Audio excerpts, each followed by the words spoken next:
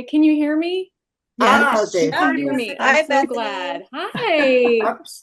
I'm We've been so jabbering away. I've been trying to get everything set up and I've been hearing you um talk about where you're from. I love hearing all of those wonderful places. Of course, it's so fun to think about all of the different trees that you have in all of your locations. I'm so excited to paint with you today. Thank you so much for being here. It's right on time, 11 o'clock. Welcome to class. I know I'm just going to jump right in today and let you all set up for a second. We're going to just have a few little welcome notes. Make sure that if you can't see me, I have my chat up here. I'm going to be on the computer for just a few minutes talking a little bit about trees. And I did share the Padlet link. If any of you are wanting to paint along, jump in after I demonstrate for a little bit. You're welcome to post at that link. If you click on the little chat button below at the very bottom of this screen, then it shows, and you can ask questions in there. You can talk to each other. You can encourage each other. That's always what I want my classes to be, is an encouraging, safe place for artists to explore what we do. We're so lucky to be able to do what we do and see the world the way we see it. Welcome to my studio here in Texas. Does anybody have any questions before I really get started? I'm happy to answer anything about materials. I'm gonna go over all of that in a second, but does anybody have any technical questions about Zoom or about Padlet? Well, I can't get my picture up, but that's okay. Okay, well, there's a little audio and video at the base. You don't have I to have saw your that. audio and video on. Actually, it would be helpful if everybody would turn their audio off, Okay. because if there's a phone ringing in the background or your hubby walks in and wants you to do something for him, just mute that. Or doggies barking, doorbells ringing, mailmen, etc. That way everybody can hear nicely. I do have a little new microphone. Look at my new microphone. I'm so excited about it.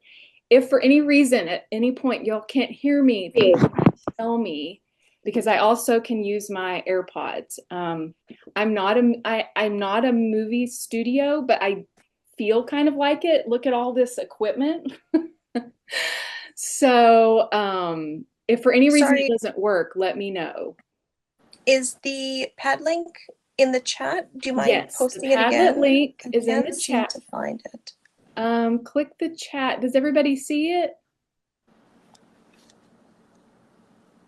Let's see. I can see it, and I can see everybody. Message here. I'll just put it in there again. We'll put it in again. For some reason, I don't know what if it's not there. Sometimes if you post before someone signs on, they can't see it. Oh, Ah, that's that so. makes sense. See, I didn't know that. See, I'm Thank so you so grateful. much. Yes, you're welcome. And if anybody, while I'm painting, if there are some questions, this is so helpful. I don't have, sometimes at these Zoom classes, there's kind of an administrator that reads out questions or that answers things that people might have during the class. If there's something that you know, if I have said something that somebody missed and somebody says, "Oh, what paper did she say she was using?" If any of you could jump in and help out with that, I would really appreciate it. That way we just have a really easy flowing class. Of course, if you don't know something, I am more than happy to answer questions. I don't mind it if you interrupt me. I love to know what you're thinking and wondering. Sometimes, as a theater person, I have a theater background. It's hard for me to paint alone in my studio because I love the feedback. I like seeing light bulb moments and maybe even sometimes confused looks, like what is she talking about? That helps me to know how to explain myself better. So if you don't talk, sometimes I feel like I'm doing something wrong. So please feel free. This is a conversation between you and me. This is a low pressure situation. There's no, this is not a, we're not painting masterpieces in these demonstrations. And even in your work, I want you to give yourself a little break and less pressure from feeling like you have to perform. These classes are about learning process and how we can better our artwork. And sometimes in a class format, you're working really hard and trying to understand, and so sometimes it's not flowing out of your artistic spirit. That can come from your own work after class as you incorporate some of these things into your artistic vocabulary. Okay. So today I am going to really try to keep on schedule. I am a talker, as you can see. I love to chit chat. I'm from Texas. We can talk to pretty much anybody. I can make friends with somebody at the gas station pretty easily. So I'm really going to try to keep myself on schedule. In fact, I have all these timers on my phone to break up class. Today, this is a little bit different because normally in class, I'm painting from the beginning to an end of a piece. And I often get the comment, oh, it's too fast. Bethany paints too quickly. It's too fast for me. I can't do this at the same pace as her. So I'm really trying to change today's class a little bit to where I'm going to demo and then you're going to have some student time to paint or sketch or pull out some paper. And these are going to be like 15-minute increments as we go on. Um, I am going to take a short 10-minute break around 12:30 to 12:45-ish. So that's a great time if you need to run to the restroom or grab a snack or get a drink or even just keep painting or pull something out. That's great. Please feel free to put anything in Padlet throughout the duration of this class. You don't have to wait until the very end to post something so then I can see your finished work. You can post, okay, I don't really get this concept. And if you're willing, at the end of class, I'm going to take about 20 minutes, hopefully maybe even longer than that if we can get through it, to pull some of those pieces up into Photoshop and show you some suggestions on how you could maybe further take these techniques, or sometimes maybe you just need really a lot of encouragement, so much of encouragement in this class. So I really am excited. Okay. Bethany, real quick, I've never used Padlet. Can you give a brief how to Yes. Here, let me see if I can actually. I'm there. I can. Let me see if I can screen share Padlet. Um,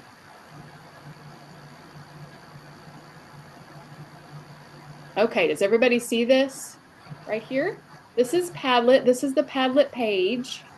And I have, these are just my two little posts. If you see in the very bottom right corner where my little cursor is, there's a plus, and you can click on that plus sign and you can upload a picture.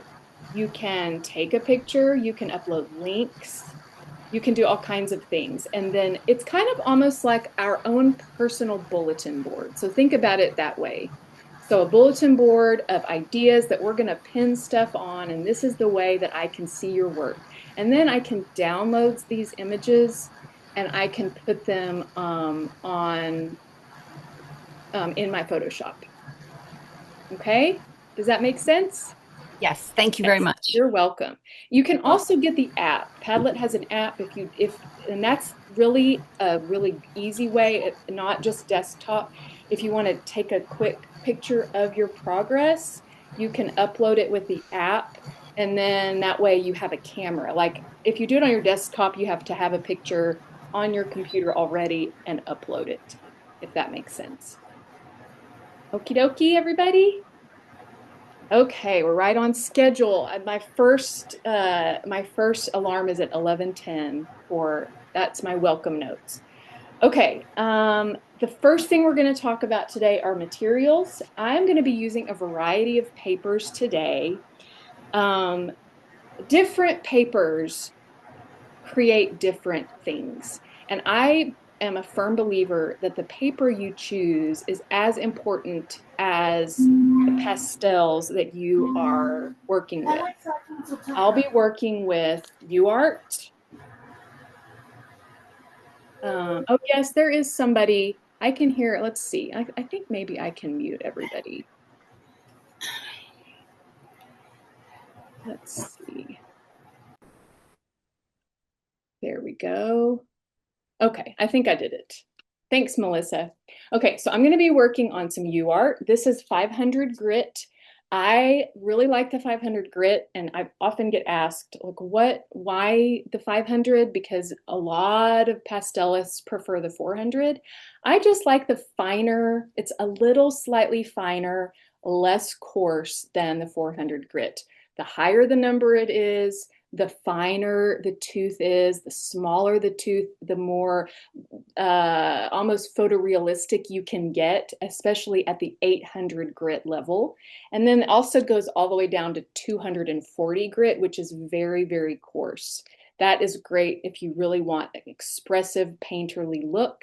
Really is up to you, and it's a personal choice. But this is the paper I'll be using, one of the papers I'll be using. Then I'm also going to be using some pastel matte. And pastel matte is such a different surface. It is almost, I would say it's a little velvety. UArt has almost an emery board feel as if we're trimming our fingernails.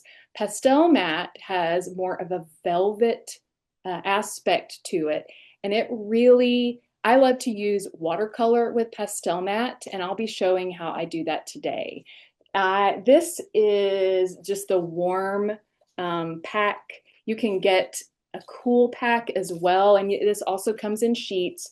I think I actually need to reorder them because I'm almost out of pastel matte, but I'm going to be using kind of the gray. It's called light gray, is the paper I'm going to be using today, mostly because I'm using watercolor. And if I were to choose, say, this dark gray, the watercolor wouldn't show up on it quite as well.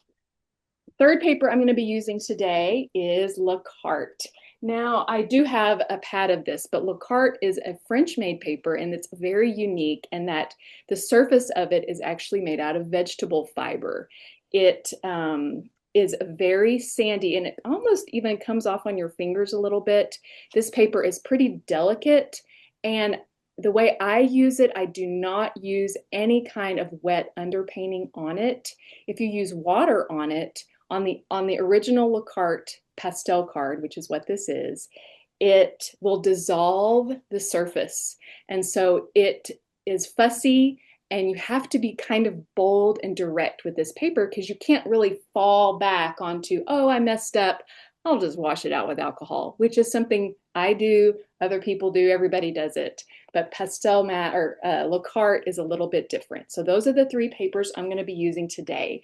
I'm going to be working mostly pretty small, although I do have a big 12 by 12 UArt on my easel today, because what I'm going to be doing instead of really like starting from the beginning, sketching out a whole painting, and then moving through it, I'm going to be showcasing how I paint different types of trees. So we have deciduous trees, we have pine trees, we have autumn trees, we have palm trees, all different snowy trees. We have all kinds of trees. And so I'm going to show you how I start each of those types of trees on that paper. And then as we go forward, I may kind of start a more of a finished piece. We'll see how the class goes. Since I haven't ever done it that way, we're gonna experiment together. You guys are my guinea pigs, okay?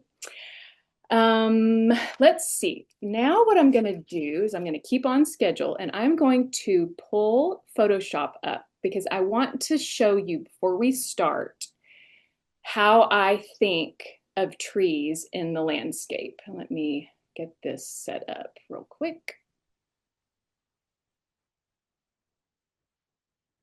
Okay. Where are y'all? Okay, wait, where's Zoom?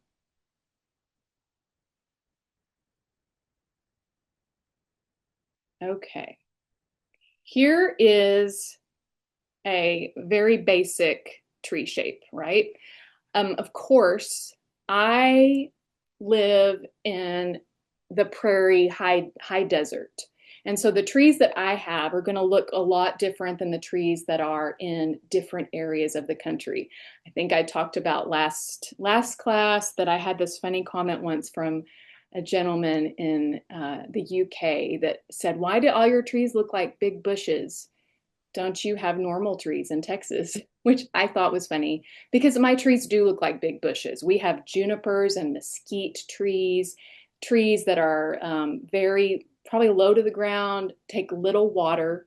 And so this is the basic shape of a tree. Whenever I'm beginning a painting, no matter what it is, I paint from dark to light. And whenever I'm painting from dark to light, usually a tree is the darkest element.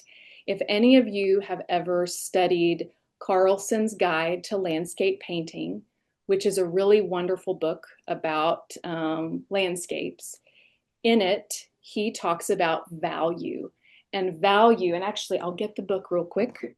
Value, and this could be something you've heard me say a million times and shown you a million times, but that's because it's so important to remember.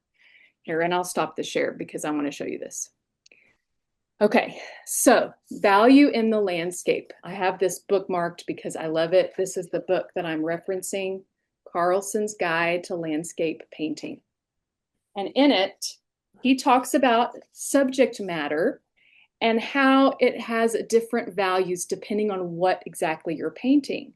Normally, the sky is the lightest element in your painting because it's the source of light. That's where the light is coming from, so it's going to be the lightest. The next lightest is usually flat land because it's very wide. It's almost receiving the light as the light is pouring down. The next darkest are slanted plains, mountains, hills, buildings sometimes. And the darkest elements usually 100% of the time, not 100% of the time, are trees. You can even see him sketch that in here.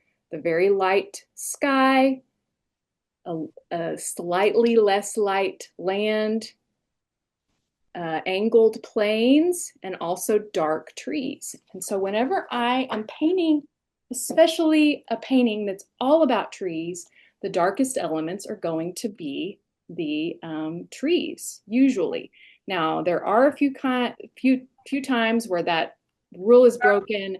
If you are painting very light spring trees with white blooms on them, or even sometimes autumn trees, if you're painting really light golds, those can appear lighter than maybe even stormy skies. So there are times when that rule can be broken, but it's a general rule.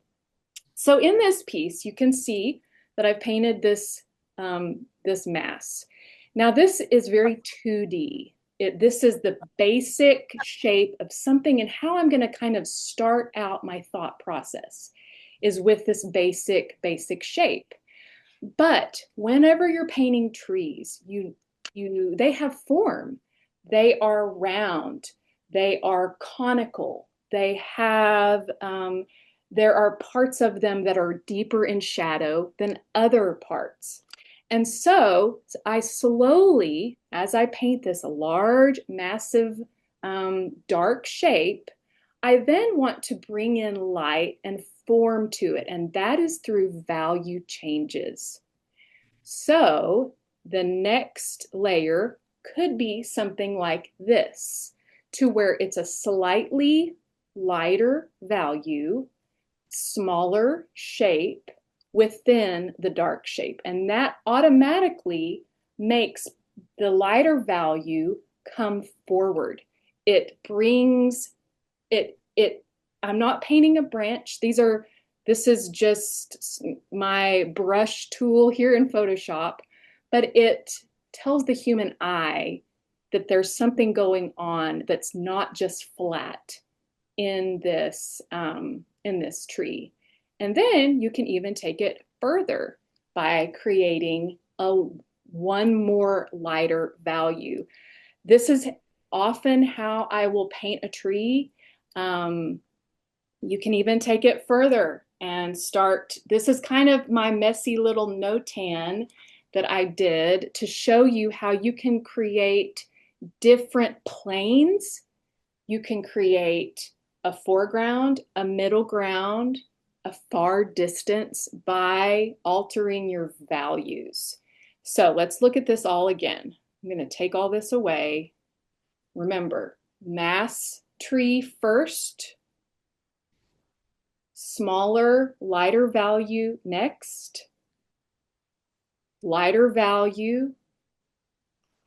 And you'll also notice that my little marks have gotten smaller. I used a smaller brush instead of the bigger brush. Here's another example. Here's a palm tree. This one is already done. You can see that I have the main dark shape in the back. I have a lighter value to create some depth. And then I have the lightest value to create almost highlights. And here's one that I've done that is similar. Dark mass, 2D, very flat. Add in a second value, smaller shapes within that dark shape, lighter shapes. Now this one is interesting too, because whenever you are, the values that I'm using as the lightest value on this palm tree is also the value that I've used for the distant palm trees. So this will help those distant palm trees look further away because they're lighter. The darkest darks are usually reserved for the trees that are closest to us. And then you can even get lighter and create even more depth. Okay, so we are going to be working on these values and how they overlay. We're going to begin with the darkest darks. We're going to be working in masses and shapes, and then we're going to get smaller and lighter to bring the trees forward. Another tip that I'll show you, because I often will paint with blues, especially if I'm using alcohol. I like to paint with a blue base, mostly because it's pretty, I mean, to put it bluntly and simply, and also because blue is next to green on the color wheel, so they're analogous to each other. It's a calming way to create a tree.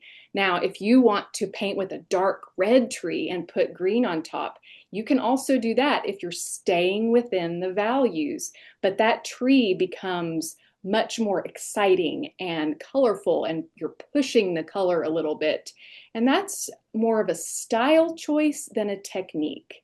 So I will be using, whenever I paint with a blue background, normally I then follow it up with greens, and the warmer the hue that you're using, the more forward it's going to come towards your viewer. And I'll demonstrate that here in a second. Do I have any questions before I switch over to my camera at the easel? Everybody good? Thumbs up, everybody? Yay, okay. Okay, give me a few seconds and let me get this all set up. Bethany, quick question. Yes. It's Melissa. Hi, Melissa. Can you give us the order of the papers? I'm going to use, well, at first I'm going to use, here, let me put the camera back on. I'm going to start off with UArt today because that's what I'm going to do the majority of the demoing, like the individual types of trees on. And I'm kind of just going to put them in a row. It's not really a painting that would work together. I mean, I guess I've been to Hawaii several times, and there are pine trees and palm trees in Hawaii. So I guess I could paint the, a Hawaiian scene. So I'm going to be starting with UArt, and I'm going to be doing ink. I'm going to be doing alcohol, and I'm going to be doing watercolor. And then as we keep going and I show you some other papers, then I'll inform you about what specific underpainting I'm going to be doing with that. Once again, I will not be using an underpainting with LaCarte. I'll probably use this at the end of class.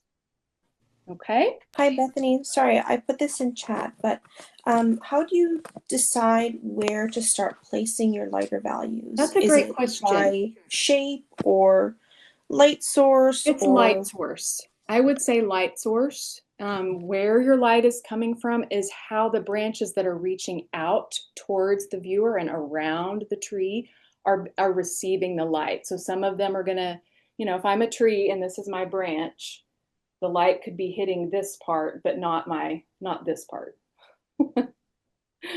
Okay. And so a lot of times that can just come through experience, but it's a lot of observation about your reference, or if you're out in plein air painting, observing where the light is coming from and how different trees have different personalities, and they have a lot of emotion to them. Trees can be kind of emotional subjects to paint based on what kind of tree it is. There are very windswept trees. There are tall, ethereal trees. Of course, light affects a lot of the aspects of foliage. And so we're going to talk about that as we keep going. That was a good question. Thank you. Okay, now I'm going to switch. And let's see. Okay. And I think it's in focus. I hope it is. That is UArt, and it's kind of yellowy, but we all know that UArt has kind of an oatmeal color to it. I'm going to come over here. Let me get my microphone, sorry. Okay.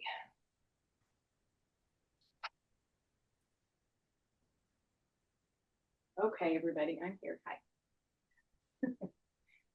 Give me a few seconds and I'm going to set myself up and get all ready. I've been thinking about this class a lot. I'm excited to, I think one, I don't have a lot of trees where I live, which is funny because I love to paint them so much. I think because I don't have very many, the ones that I do have, I've observed a lot because they're precious where we are. Trees are they don't naturally grow on the prairie. So a lot of the trees that we have here were planted by people long, long ago. At Paladuro Canyon, there are lots of trees that naturally grow, but not on the natural landscape. It's very flat. We have a lot of grassland, which is beautiful. But I feel like there are some trees that I know from my life here. I've lived here almost my whole life. And when one dies, it's almost like a friend has gone away because they're so special. Okay, so I mentioned the fact, and I do have a small palette that I've pulled. You know what? I'm going to actually use Padlet right now. I'll show you how I do it. I'm going to take a photo of some of the colors that I've pulled, and I'm going to put that into Padlet for you so you can look. Let's see, Padlet.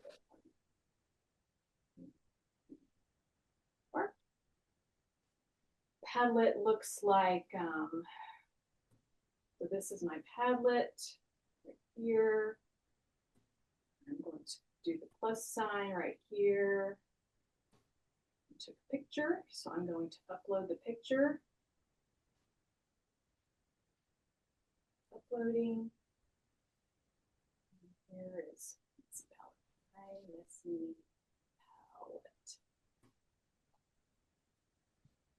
There we go. And I published it, and then it shows up right here on the Padlet. So that way everybody can see kind of what I'm working with.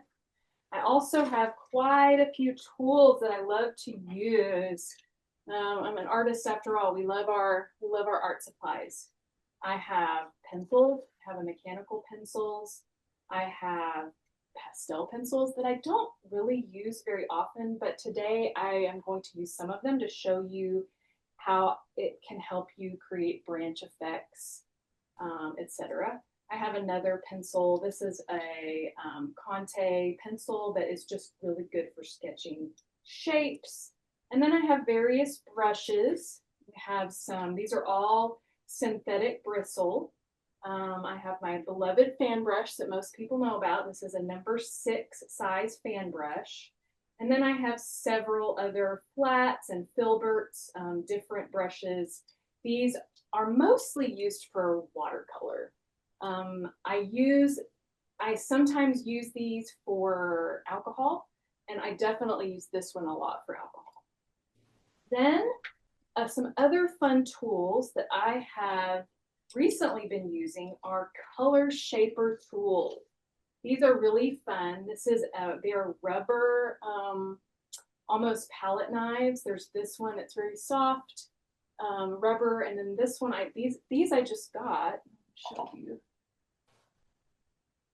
They're smaller rubber tips that you can use to kind of push and pull pastel around.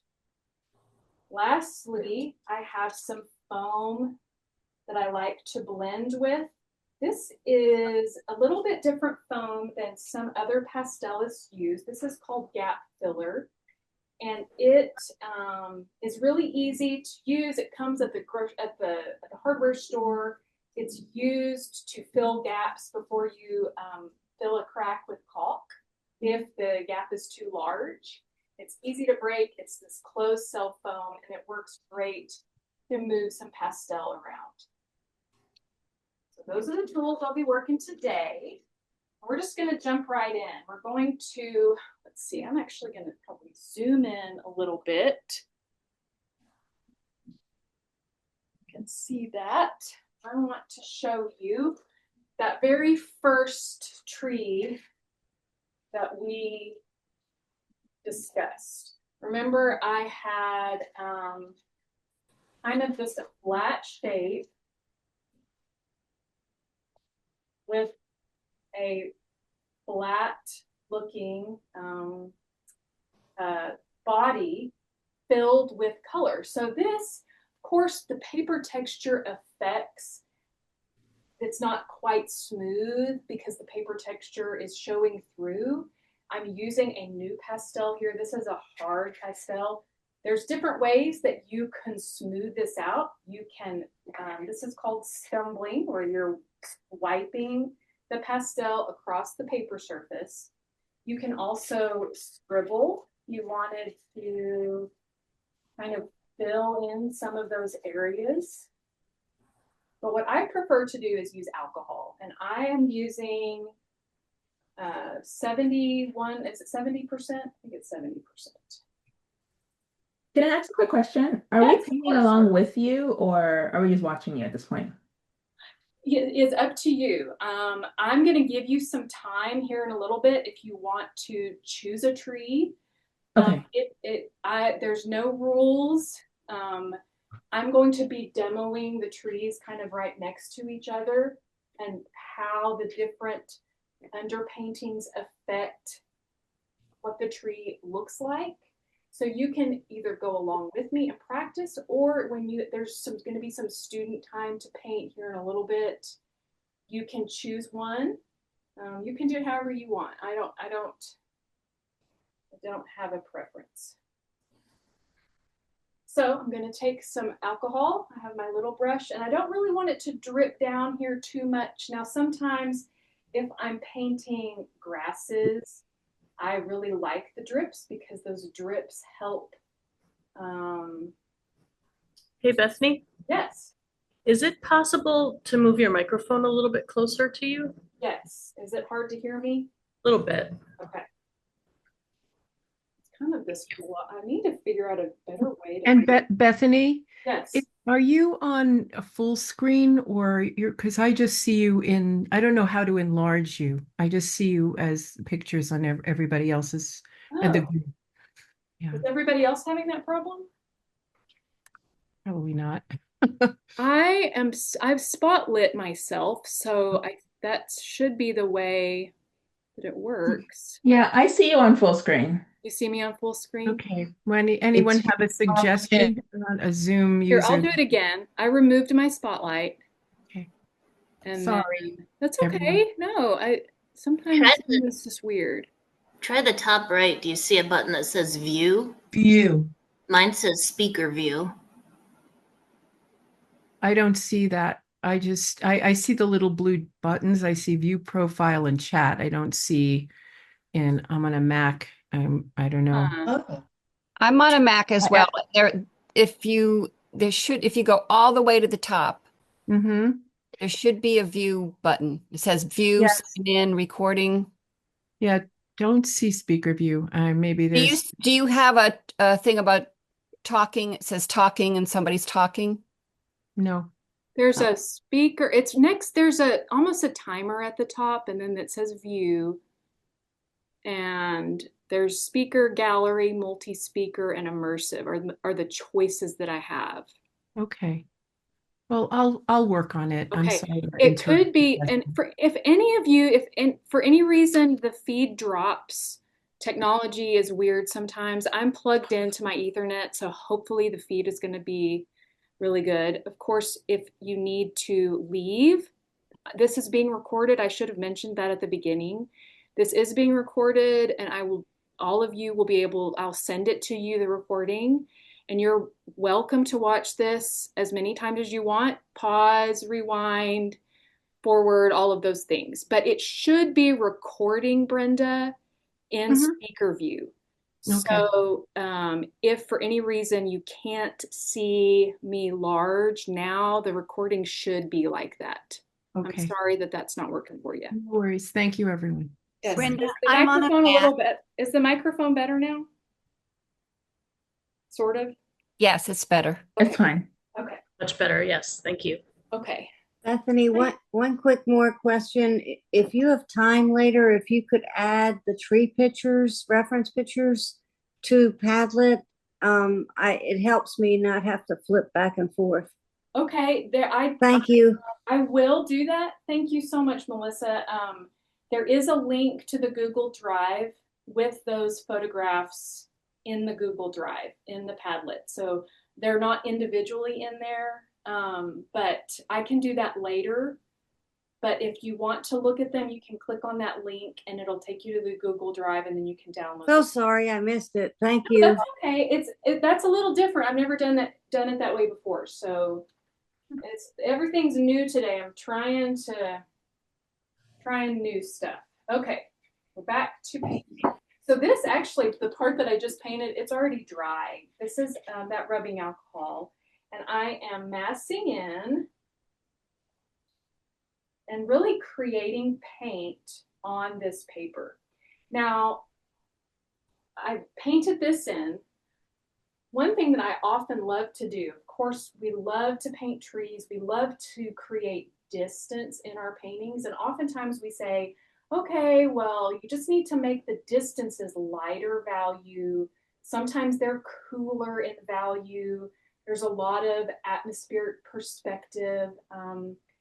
But there is paint on my brush already. So if I wanted to create a distant tree, I could, using the paint, it's much lighter, paint that in behind the tree using the colors that I've already gotten on this brush.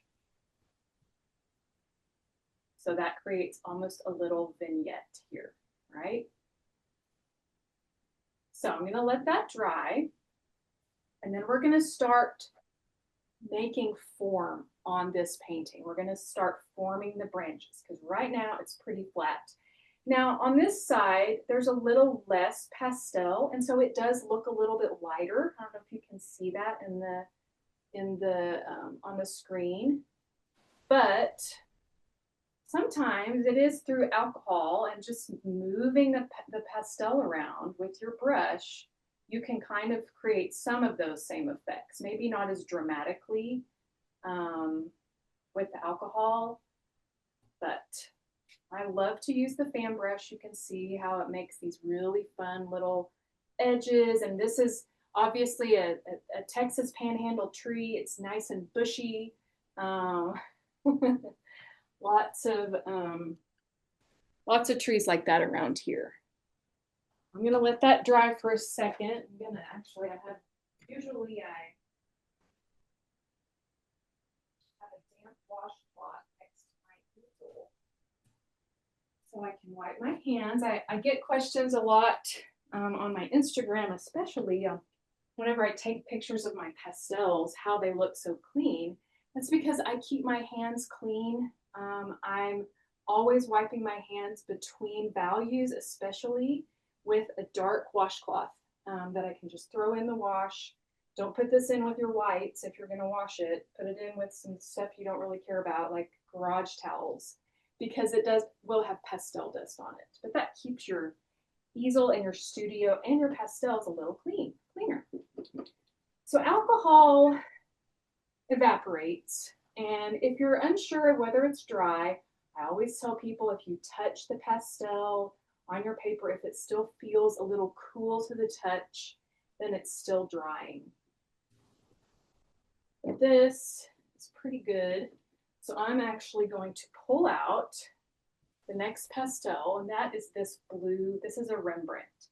We're going to create a smaller shape within that bigger shape, similar to what I was showing you in Photoshop.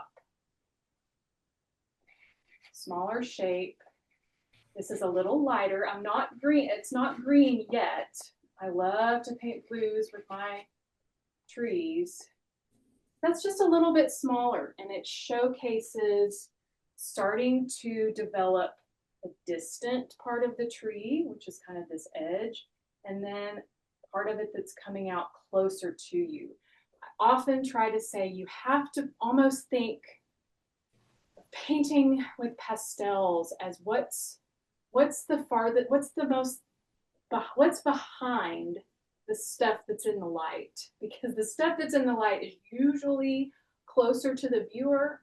And so we have to start with a background, darkness, work our way slowly forwards, light, filling with light, and that's with using value and hue changes. So lightening your values, and then also changing the color temperature to warmer.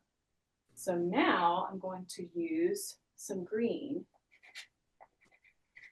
making even smaller marks. These are all fairly hard pastels. Then maybe I'll do one.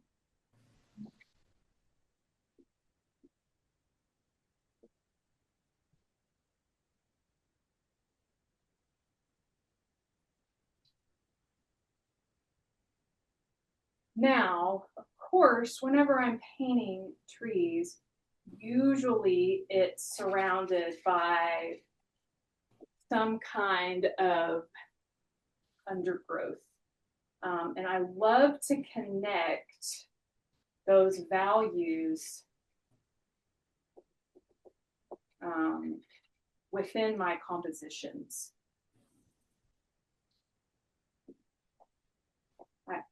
You can see that I'm making smaller and smaller marks to create the sense of form in this tree.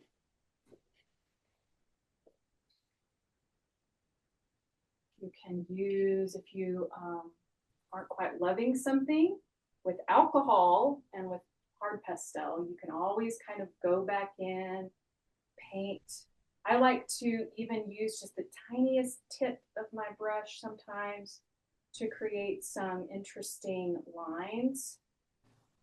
Remember, this is practice. We are practicing. If you're painting along and practicing with me, this is not meant to be a finished painting. It's just practice. We're practicing creating form. Bethany, is your darkest dark, is that black or is that Oh, it is a dark blue new pastel. Oh, okay. Thank you. And then I used, these are the 4 colors I've used. Dark blue, the next lightest blue, the dark green, and this yellow green. Of course, it's hard to also, we want to create some lightest value. Sometimes that helps you kind of see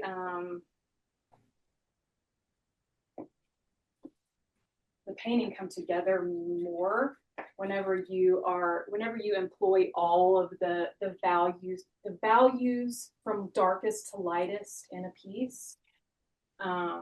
Always kind of fun to carve back into a tree. So oftentimes I'll paint a shape bigger, and then using the sky color, and that's often why I like to use the sky at the end. I will carve back into the tree to create a unique shape. So it's not like a bubble or just kind of a blob on the land. Okay, so that is one way I paint a tree. Now, I oftentimes, let's see, where's my washcloth? It is. Like to, let's see, what time am I supposed to end? Sorry, Bethany, quick question. I noticed you painted the sky with quite a heavy hand and heavy coverage. How do you get around losing your tooth on your pastel mat when you do that? Well, this is UArt, and so it doesn't. This is a lot more tooth than pastel mat to me. But I often that would be almost a finished painting. If I were to put a sky in, I love those scribbles. I like the effects that creates. So I don't really need tooth up there for anything else. So we don't have to always fill in the paper then? No. Even this tree in the back, if I were painting a piece, I might not put any pastel on that back there because it's already the value I need it to be. So why put pastel on it if it's already serving its purpose? Now, this is where I probably kind of go against the grain. Again, some other pastelists, they want to put pastel on every square inch, but I love to let the paper do its work. And we're really going to see that when we work with Le Carte because you can't use the alcohol on the Le Carte. Let me see. I'm going to look at my time. Y'all are having these great questions. I really appreciate it. I have it on my computer. I was like, okay, at this time do this, and at this time do this. And I just want to be honorable because all of you are spending your Saturday afternoon with me, and I really appreciate it.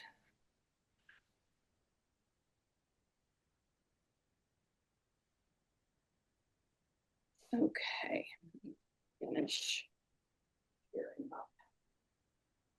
You can take this foam if you want. And here, let me put my screen back on. And if you don't like that, using the foam can blend those together. You can even blend it slightly into the tree. I like to think of the foam almost as a paintbrush itself. Instead of really pushing hard to I'm almost more wanting to move the pastel around than even to blend colors together. So you can even do it like that.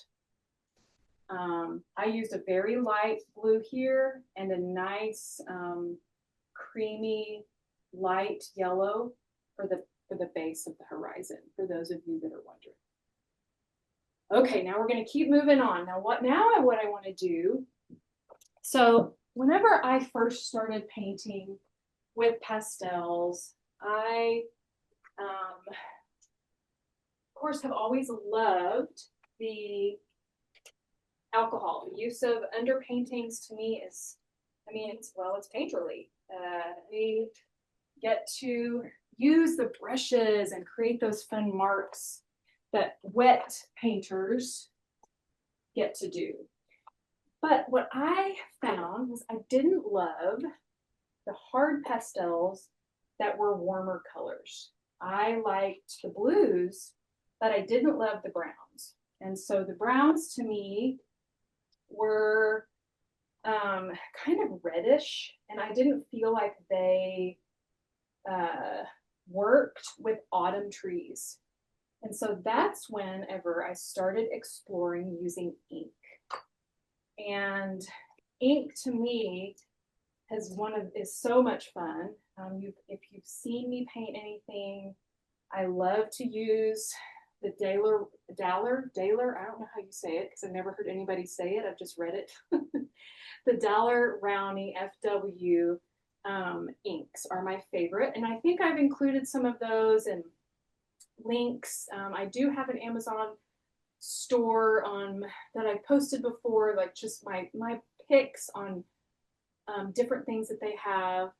This is the orange flame color. And then I also like the browns and the indigo. I don't really stray too much into the full chromatic scale of all the different hues with the inks. I pretty much stay with ochres and oranges and then also blues, just in case I decide to use the blue instead of the blue NuPastel.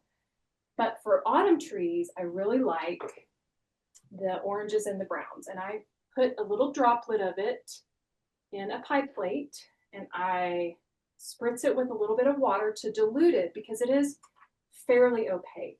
And using fun supplies like this is a piece of burlap with just a frayed edge.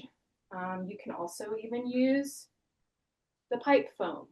You can use a sponge. You can use all different kinds of tools to paint in. We're going to do the same thing, but we're doing it with a different color and a different underpainting. Creating that dark base. We're going to have to let it dry. It's going to take a little bit longer to dry because it is water-based instead of alcohol-based, and water takes a little bit longer than alcohol normally. And then I'm going to be working on top of it, again, using those same concepts of a little bit lighter values and changing the color temperatures just slightly.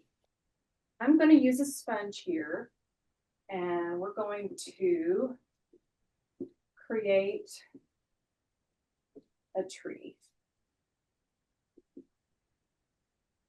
So this is a lot lighter than that dark. This value is much darker than this value, but you can layer your ink. I can put a little bit more. Let me get some more in my pie plate. I'm using, the colors I have are sepia and orange flame. Let's take this. This is the sepia. It's just in a little droplet. And it really just takes like one drop, maybe two. So I've had these for years. Don't forget when you put them down to screw the lid back on because I have accidentally spilled these several times. Yeah. So this is more an undiluted. That's kind of how dark it is. Really, I could fill that in. Okay, now it kind of went opposite here. And that's another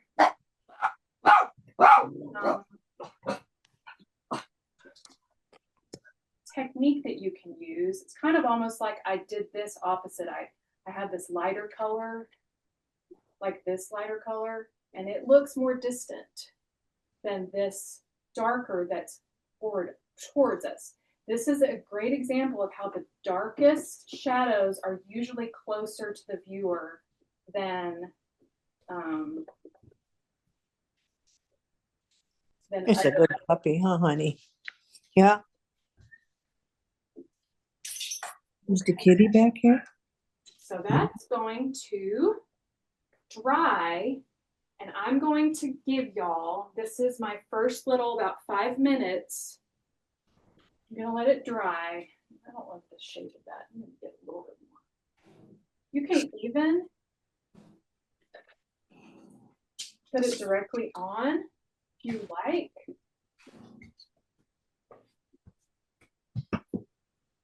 And add some color. Ink is so much fun. It will stain your fingers if you have a pretty manicure, then, you know, be aware. But remember, so I don't love how this is like sticking out here, but I'm not too worried about it because remember, as in this tree, I can use sky to cut into this tree to change the shape and to create something that's a little bit more pleasing. But I'm going to leave this here because I don't want to keep layering it because then it's just going to take longer to dry. So I'm just going to let this stay right here. And we're going to let it dry for a second. I'm going to give you guys about 5 minutes to catch up or to do whatever you need to do. Maybe 10 minutes. Let's do 10 minutes. Bethany, what kind of tree is this one?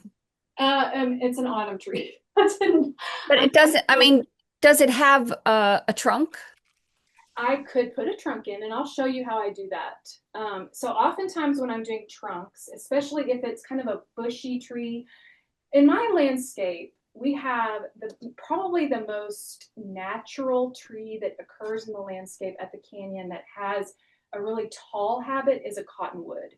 We have cottonwoods, and I actually have a cottonwood that I've painted that's in my front yard quite a bit.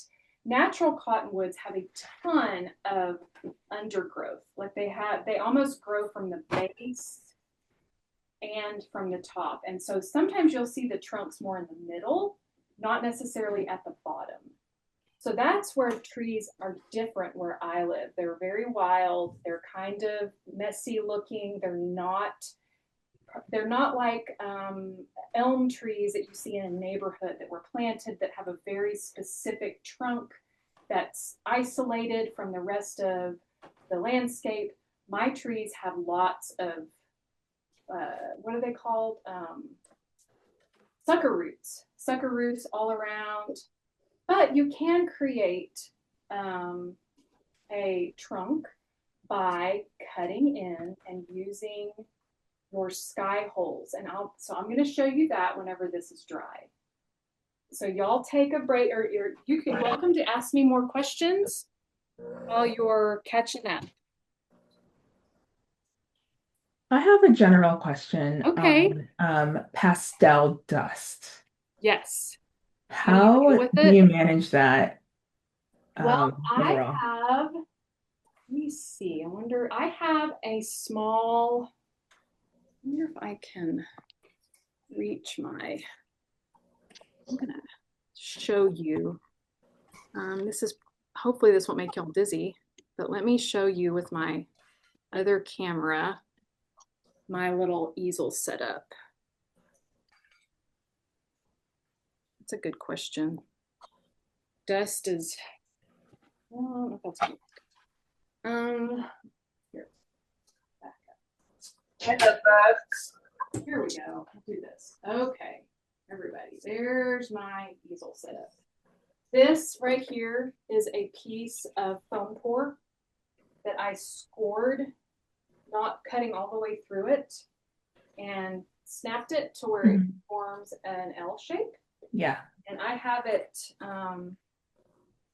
attached. I use this big clamp to keep it, because I have bumped this a million times and dump that dust off in the ground. And Yeah. it's such a pain. And then I love to use different boards, and I have quite a few of these to where I'll have a painting on the board, but then I haven't quite finished it, but I want to work on something else. Mm-hmm. So I take the whole board off, put it to the side, and then can put a whole new board on top. And I put it on top of that. So if I'm painting large, my painting isn't in the dust catcher. Yeah. It's lifted up off the ground, and I try to clamp those together. These are just clamps that I got from the hardware store. I do clean this out. I'm not great at, I don't love to save the dust and make more pastels. I just don't have time for that. It's not a process I really enjoy. So usually I just toss the dust. Okay. It's really important not to fluff a lot of the dust in the air because it's not really healthy to breathe. Yeah. I'm especially aware of that, especially after having gone through my treatments, really trying to keep a clean studio. So look how clean my dust catcher is every day. I did such a good job. I cleaned it. Sometimes people even dry their paintings with hair dryers. I don't ever do that because I don't want the dust to dissipate and floof out in the hair. Yeah. Does that answer your question? Yes, thank you very much. Welcome. Okay. We have about 4 minutes left. Let me put this back on.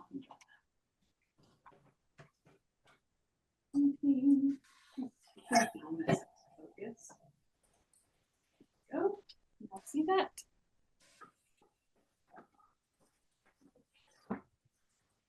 How do I join a Padlet session? Debbie, I see your question. The Padlet link, here, I'll put it in here again. All you have to do is... Where's it going to be? Click on the link.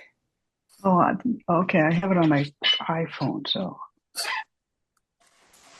Here's the link again. You can... Okay, there we go. Yeah. I'll just go there and add it later, I guess. Ah. Okay, there we go. Okay. Okay. Bethany, I know the recording is available afterwards, but is Padlet still, like the stuff that's put in Padlet, Yes. is that available also? Yes. It'll be available for about a month after class, just so people can go back and look at it until I have the next class. And how long is the recording available for? Forever. Okay. Oh, great. Thank you. Forever until the end of time. Until I figure it out. Yes, you have access to this regardless of some of you are here via Patreon as subscribers. Thank you so much. And some of you are here via Eventbrite, and that's great too. So thank you so much. All of you will receive this link. I usually upload them to it's called unlisted YouTube video, which means only the people that have the link can watch it. I turn off the commercials, especially the mid-roll commercials, because YouTube automatically likes to put commercials in long painting lessons. So hopefully that won't be an issue for you. Okay.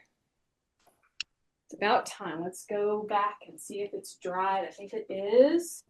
Okay, so now we have this nice dark base. It's still not quite as dark as the dark blue is over here. So really, I could darken this with more brown pastel. You can layer your underpainting techniques, especially alcohol with acrylic ink. You can even do watercolor and alcohol. So I could go back in here if I thought, I really need this to be a little darker value. Maybe I'll put in a little bit more alcohol just to create that really nice deep base, especially at the base of a tree. that area is receiving the least amount of light. The upper areas of a tree are receiving the most light.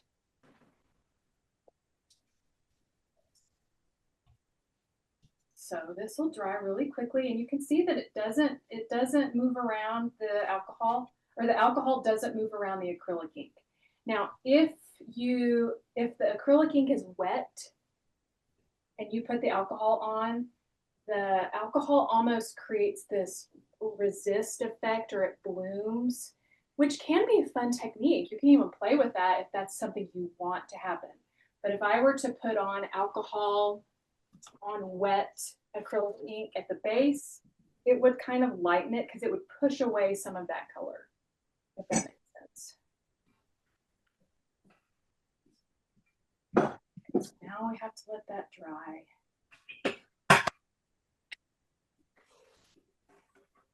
Remember, you can always put, if you want me to look, or if you are working with me, you can always put in stuff onto Padlet whenever you want. Don't be limited to just the end of class. Now, this paper, as we're waiting for it to dry, this is actually not, I showed you a picture of the package of the UArt that I have right here. This paper I had mounted myself. I usually buy paper by the roll because I paint a lot. And I take the roll to my framer and I give him a list of paper sizes that I like. And I tell him how many I want him to dry mount for me. And so I'll take him a list and say, I need 20 11 by 14s, 20 9 by 12s, 20 8 by 10s. And he dry mounts these with a hot dry mount press, acid-free foam core. And so this paper, I'll show you, is a little bit thicker than the UArt mounted boards, because the UArt mounted boards are on gator board, which is a little different than the foam core. And I personally prefer the foam core because there's a little bit of softness to it, because it's mounted on just that softer acid-free foam core, and it gives a little bit more. The regular UArt premium boards don't have that give, and I like these a little bit better. So that's a tip for you if you want to save money. If you paint a lot, yes, it's an investment to buy a big roll, but you can get a lot of paper out of it. Okay. Do you ever create your own pastel paper by applying, say, pastel ground onto watercolor paper? I have. I've done that with clear gesso specifically. There is fun, I don't know if any of you have ever used pastel board, which is actually almost a clay surface on a piece of, I think it's masonite. This is a really fun surface to do exactly what you're saying. You can really build on it, and it's obviously very stable. It's not going to warp at all because it's on this very hard backer, and it does have a little bit of grit to it. There is a rough texture, but it's really fun to play with some of those gel mediums that you can get from Liquitex or other manufacturers to create some texture for your pastels to be on. So that's another fun surface. I haven't painted on I actually didn't know I had these. And the other day when I was going through my studio, I found I have 2 of them. And I was like, oh, how fun is that? I get to play with. I love to use different papers. It's kind of boring to me to use the same thing over and over again. So I really try to switch it up. Okay, now we are going to start with this autumn tree. We're making a little bit smaller shapes. This is a Terry Ludwig from his Umbers collection. It's one of my very favorites. It's a great pastel set for autumn trees. That's a slightly lighter, smaller shape within it. Now here, up here, it's almost the exact same value, at least in person. I can see on the screen, this orange looks a little bit brighter than it does in my studio. That's just a zoom. That's just a zoom thing. You can also, as you're cleaning your hands, I've taken that same wet washcloth and scrubbed it around, moved some pastel around. Don't be afraid to use different things, whatever works. Whatever's going to get you to that fun aspect of your piece. Don't be beholden to, oh gosh, I can only use these certain tools. Yes, if you're entering an exhibit and it's a pastel only show, we do want to be very cognizant that 80% of the final painted surface needs to be pastel for it to be considered a pastel and not a mixed media. So I'm always thinking of those things when I'm entering a show. But if I'm not entering a show and I'm just painting for myself, I am my own boss and I can do what I want in my studio. So I'm giving you permission to play with your art supplies and to experiment with your art supplies. I get questions a lot about, well, what about, I think there's watercolor ink as well as the alcohol or the acrylic ink. There's also alcohol ink. I have not tried all of those. Mostly I'm kind of frugal. I have, up until a couple months ago, I had 3 kids in college at the same time. Now one of them graduated, hooray. So I just have 2 in college. And so I am pretty frugal in my studio. But I do love to play around with different supplies.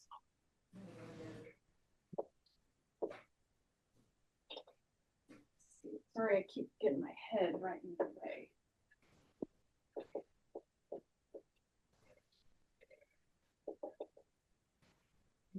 I'm kind of moving a little warmer here. I'm going to kind of stick in the same value with this is a hard Rembrandt. I really like Rembrandts. I feel like they get a bad rap because they have that waxy coating on the outsides of them that you have to almost rub off.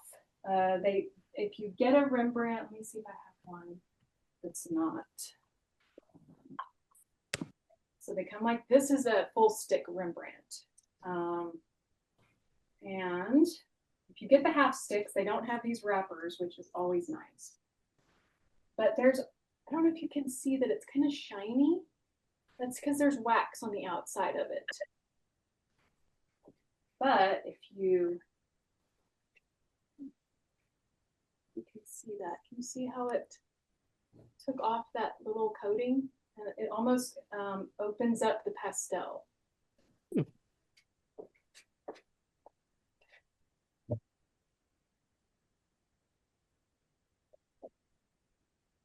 So this is where I can start to kind of create more of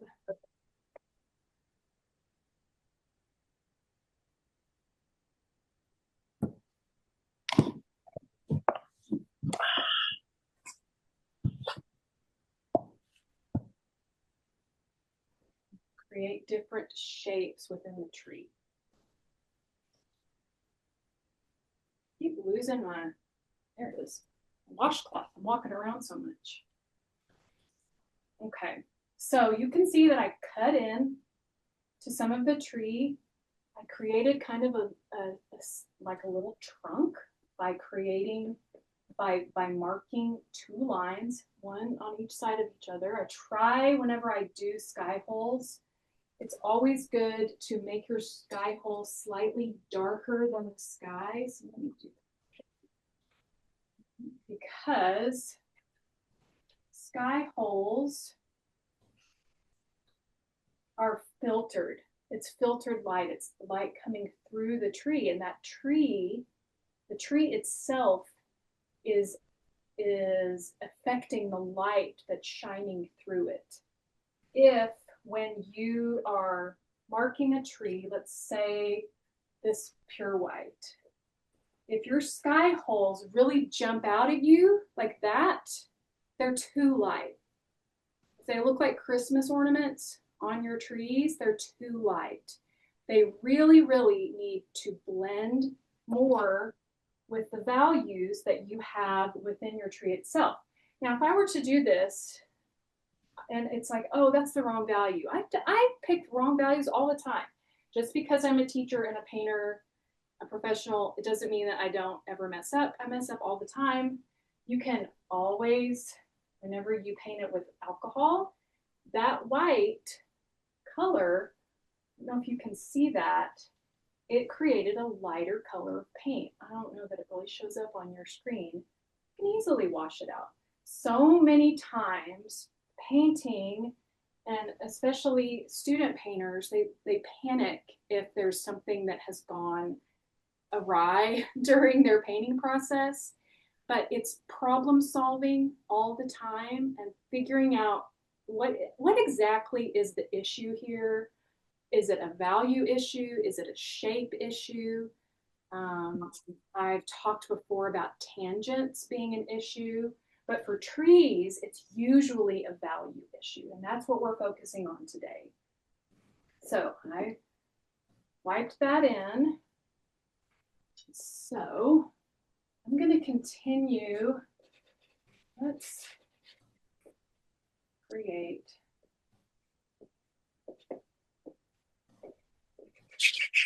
And so all of that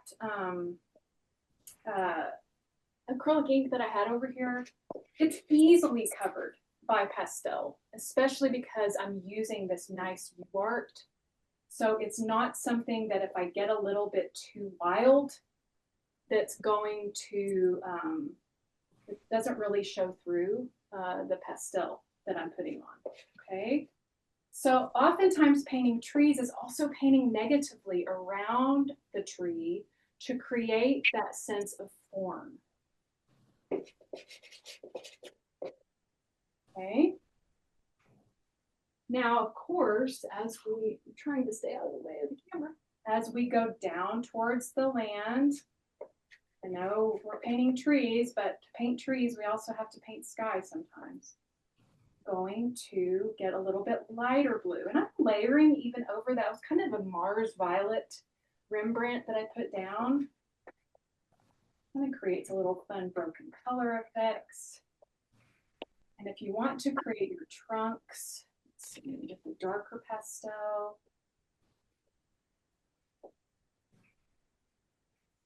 Sometimes I like to swipe to kind of smear that pastel. And then 2 steps forward, 1 step back. Created this hole, right? But there's branches in front of it. So let's kind of almost cover it up a little bit. And I'm going to be working even lighter here. So I have this sense of tiny bit of light coming through. This is the same color that I've used up here. So it's darker than this blue. You can see the difference right there. How much darker I've gotten. Okay. You can even move warmer, even with autumn trees. They sometimes have a little bit of green in them. I love the Terry Ludwig yellow greens. They are fantastic for emulating light on your painting.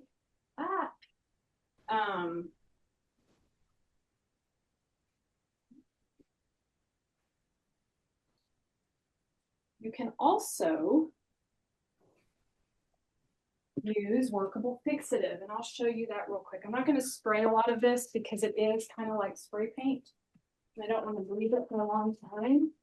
I use this Grumbacher, but I want you to look at this area of the tree and how it got immediately darker. And so this will save you if you feel like your painting needs a little bit more contrast. It darkens values, but it also will make things transparent. So I don't usually put it on lighter areas of the painting. So the sky area. I love the Puppadoo. I love the Puppadoo. Such a good moment with my Puppadoo. Somebody. I love the Puppadoo. Here, I'm gonna mute everybody. Not because I don't want to hear y'all talking. Okay. So let's keep. Sorry, Bethany, a quick question about the workable fixative. Yes. Is that a good option if you start losing tooth? I keep coming back to that because I paint with a very heavy hand and I end up losing tooth very quickly. Can I go back and paint over top? Like, is that a good option? Yes. Yeah. So see, I can go over there. I use a pretty light hand, but it does create almost a coarse base.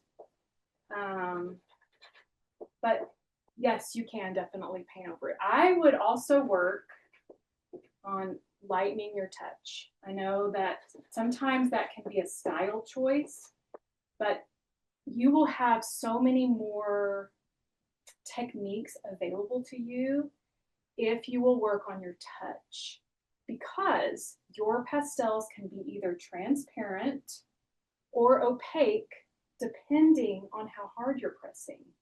And so you can get different effects by altering how hard you're pushing on your paper.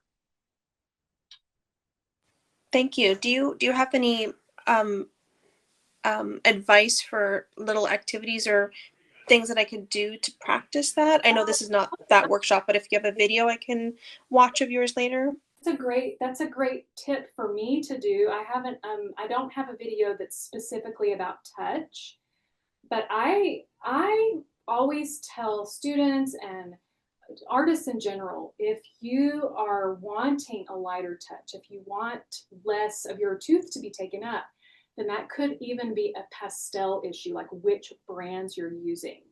Whenever I first began painting, I thought I'm going to get the Selenier sets because that's the best, and I want the best if I'm going to try to learn how to paint, right? Well, they're so soft that I was very frustrated. They crumbled into a million little pieces, and I had spent this money, and I was a young mother, and I was so upset because I felt like I'd wasted my money, when really I just needed harder pastels. I needed harder soft pastels. And so I found Terry Ludwig's Unisons. These are pastels. They were actually sent to me and given to me by a really, really wonderful man. They're Mammut, I think is how you say them, Mamut. And they remind me kind of Townsend's in their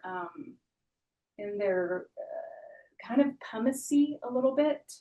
So I would suggest looking at your pastel palette, see which brands you have. If they're all very soft, if they're all Schminky or Selenier or Blue Earth or Great American, even Terry Ludwig's can be very soft. If they're all those brands, then you need to maybe curate your pastels more towards some hard lines of pastels. New Pastels, Rembrandts, Giraud, Unisons, Mount Vision, Townsend's. These pastels, Richeson's are also kind of soft. So it could be a pastel brand issue instead of necessarily even how hard you're pressing. Some of those very, very soft pastels, like, let's see if I can find it. I really prefer this is a Great American. So this is the same pressure right there that I've just put down as, let's see, let me find one that's a similar color.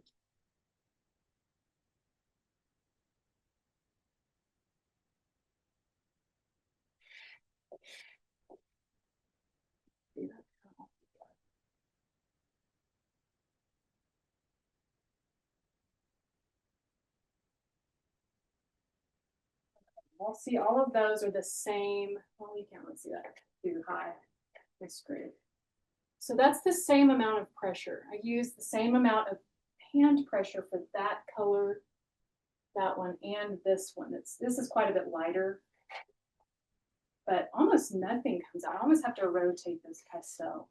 See, it's very light. That's another reason why I like to use, so usually, okay, let me backtrack. Let me go back, sorry. Usually whenever I'm painting with alcohol or like mostly alcohol, I don't want to use my really expensive pastels to create paint on the paper. I want to use those pastels for the pastel, the soft pastel dry layers. So I use the more inexpensive brands for my underpaintings with alcohol. That's New Pastel and Rembrandt. I don't want to use the two Rocher that I own. A full set of them costs 32,000 US dollars. I have two of them that were given to me as a gift. My cat promptly knocked them on the ground and broke them. So that was awful. Here's one right here, Marie Rocher. This one pastel probably costs $30 just for this one. I don't use this. I'm not going to use this and put alcohol on it and create paint. I'm going to use a New Pastel, which is more like $1, or they used to be $1 each until they're no longer sold open stock, which is unfortunate. Rembrandt's, sometimes Terry Ludwig's, it can be due basically just to the color. Sometimes New Pastel doesn't have the specific color that I want for the underpainting, but I really stick to using a very limited palette of my own, because I know what colors I like, and so I don't branch out a lot as far as color goes.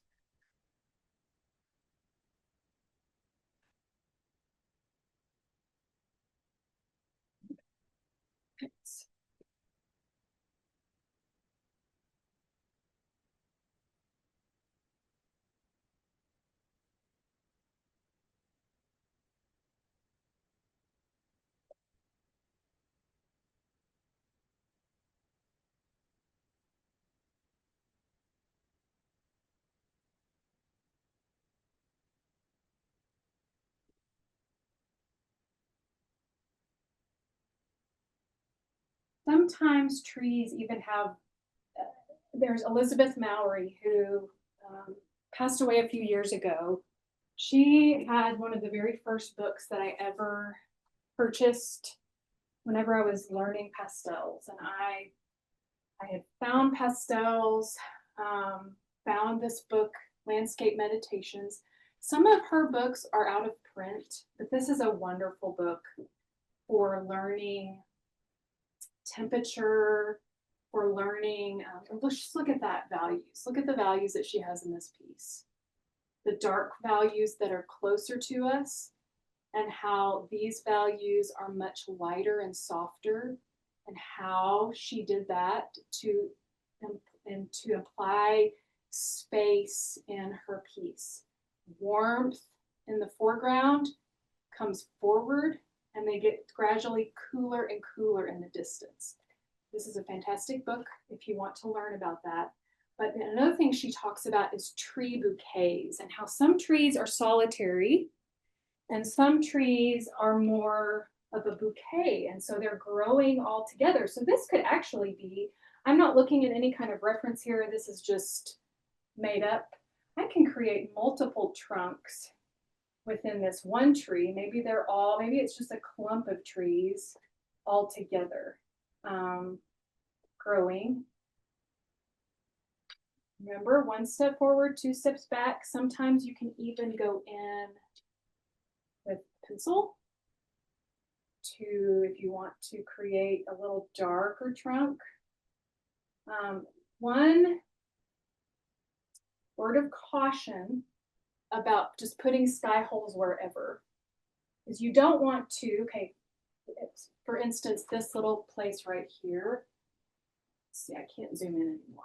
This right here, where I have these two blue marks on either side of each other that creates a trunk shape, right?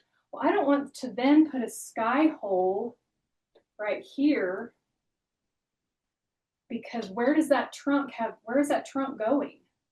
That trunk just got cut off by space. Did it break off? Where is it? So make sure your trunks from tip to base are consistent and even, or not even, but they're one line. So if I did that, and if I made a mistake like that, I could go back in and, okay, I'm going to fix that issue right there by putting in more trunk. But that's a common issue that I see with my students, is they will accidentally cut off one of their trunks. And it creates this effect that the human eye can tell is a mistake. Sometimes people can't see, like, they can't really verbalize, like, what's not quite right about this tree, but it's because the trunks have been cut off.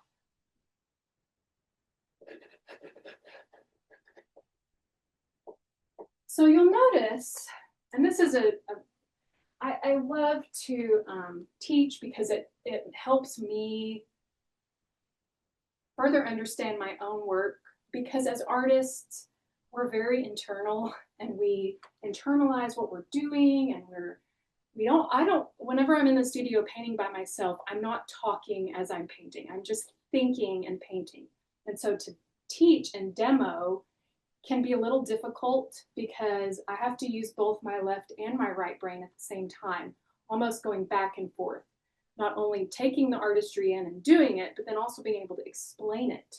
And one thing that I really like to do with trees is most of the time, my direction of light is coming from this direction, right?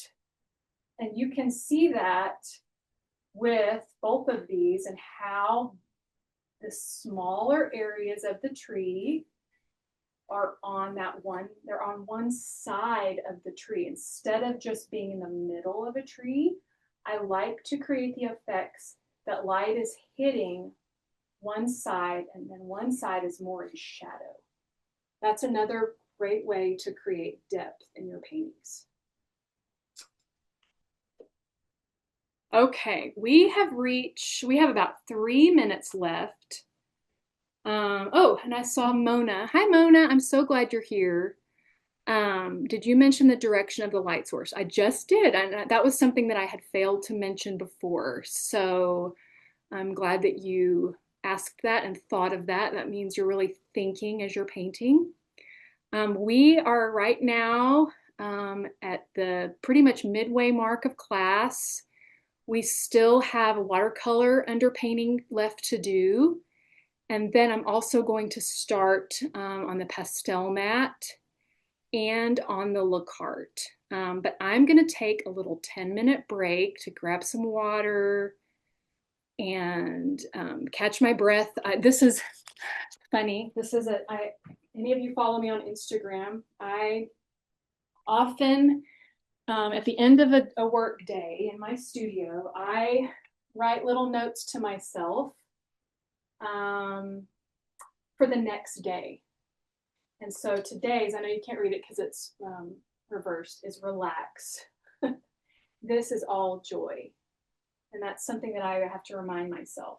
Relax. This is all joy. We're painting. This is so fun. Remember to have fun with your painting. It doesn't have to be stressful or hard. We can enjoy ourselves in our studios. So I hope that you are enjoying yourself. So I'm going to take a little 10-minute break. I'm going to turn off my audio probably for 5 minutes, but then I'll turn it back on for the second half of the break if there's any questions that anybody wants to ask. Okay?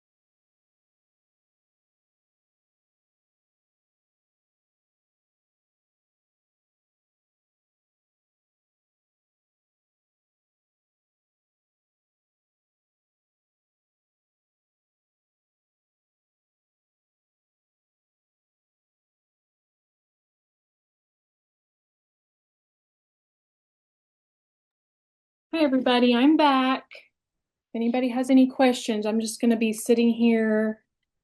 I've got a little snack.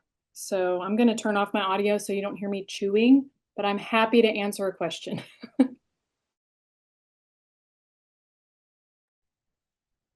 Bethany, you mentioned that you use indigo ink.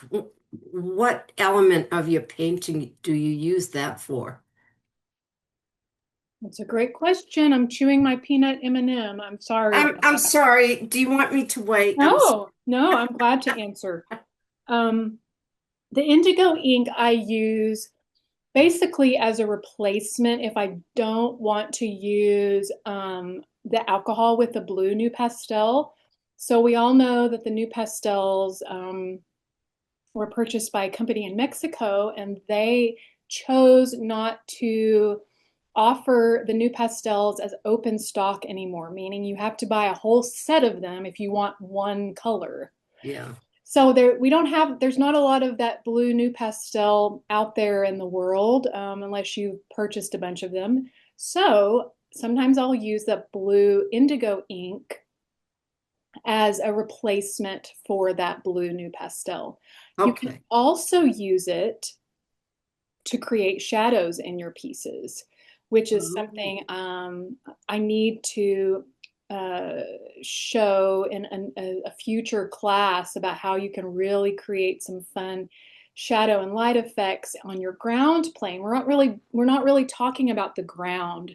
Obviously, I've added ground color here, but that's because sometimes your darker bases of your trees and your trees in general, they need something to sit on.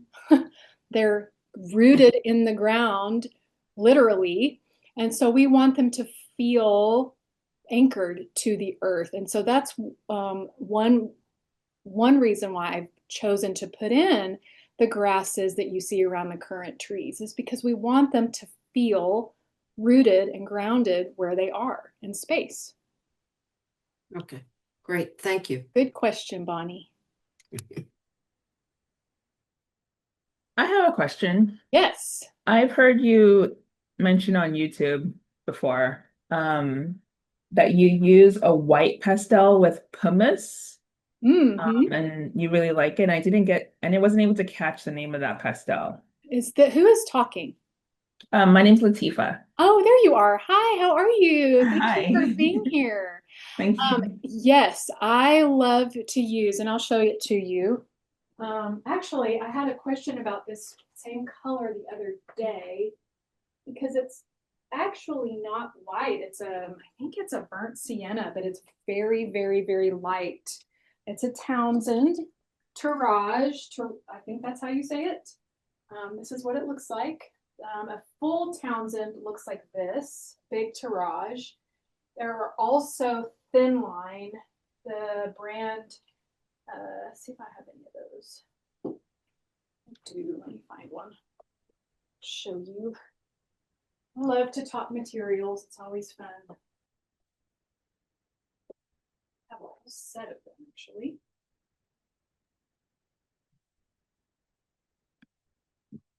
These are the thin lines right here. So they're quite a bit different. This one that I love that is great for clouds, I think is 78. It's either that or 72. You can see that I've broken it in half because I like to keep one half with the label on all pastels. So then I can reorder as I run out of that color. Good question. Okay, there's my timer. It's time to start again. I need to take a deep breath. I'm like out of breath. I'm excited. Okay. Bethany, another quick question. The blue indigo ink, is that the same brand as the bright orange one you used? Yes. Yep. And it's I acrylic. even have, let's see, yep, it's a indigo. They also have some other browns. They have a burnt umber. Every now and then there's this other one. It's called Purple Lake. Every now and then I'll use this one, but not very often. And those are acrylic inks? Yes, these are acrylic inks. Okay, Now, thank you. Liquitex, this is the Delorowny. Liquitex also has a brand, and I don't normally talk about where to get these supplies, but usually, like I have where I am located, we have a Hobby Lobby and a Michael's, and one of them carries one brand and the other carries the other brand. I don't love the Liquitex ones quite as much as the Dalerowny. They're very highly chromatic. You don't really use the word saturated with color that exists outside of a computer. We can desaturate color on the computer, but it's a little different when we talk about color in person. But they're really vibrant, the Liquitex, and to me, they're just a little too vibrant for my paintings. But you are welcome to explore and try them all out. Okay, let me think. What do I want to do next? I think what I want to do while we're still on this one piece of paper, this kind of looks like a pine tree. I didn't really mean it to. And I'm not really trying to be like, this is a specific type of tree. Like this is not a birch tree this could be a cottonwood tree, although it's a little pointy to be a cottonwood. But I do want to paint a pine tree, specifically more of a Western Colorado pine tree, a New Mexico pine tree. And I'm going to be using just the blue new pastel again. I'm going to do that right over here. I'll show you how I paint a pine tree, and then we're going to add snow to it. So that's another really fun technique. So pine trees it's going to look similar to this, and this is kind of conical. If I wanted this to look more like that cottonwood, I could continue to refine the shapes with the sky, but I'm just going to keep going so we can learn more tree shapes. So we're going to start with really strong trunk for your pine tree. And really, we are going to, using almost not really the full side, but angling your pastel slightly to where you're really just using that top section. I'm going to be working side to side. Think about how we paint and draw Christmas trees when we're a little child. The same effect. As you get lower in the base, we can use the full width of our pastel. So start small and then gradually rotate it into where you're using the full width. So you get those side branches. Now, what we don't really have here, we have, let's see, I'm gonna actually paint this in.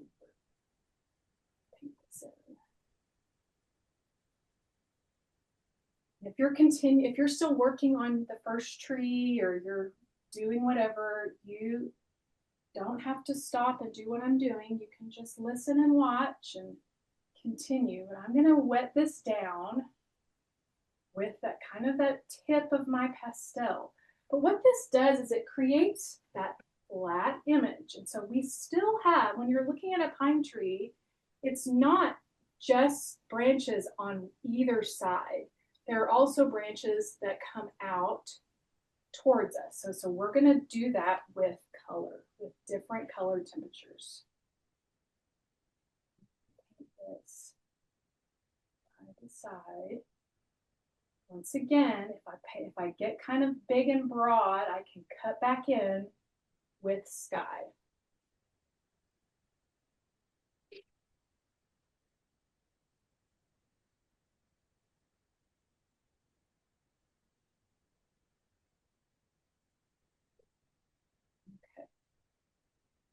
Yeah, we also still have to do palm trees. So just gonna be doing trees, lots and lots of trees. Okay, we're gonna let that dry. So it's this big, solid, dark mass. So you can really see how the alcohol with that dark blue new pastel really creates a very solid, opaque base. If you use a softer pastel, it can create kind of almost like a slurry because there's more pigment that has been laid onto that paper. So just know that. That's just something for you to notice if you're painting with alcohol and pastel today. Different hardnesses react differently with the alcohol.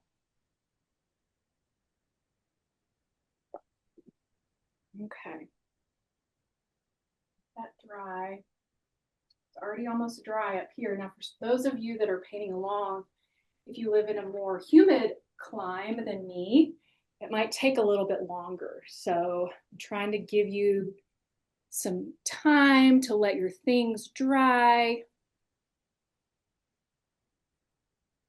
Okay, now I'm going, this is pretty, it's almost dry.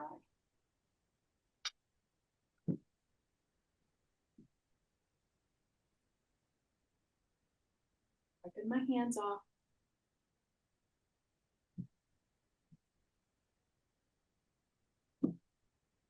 I can see all of you working away. I love it. Okay, I'm gonna take this, I'm using this pretty much the same colors as this tree for now. This is a dark green that is a similar value. It's not too much of a leap.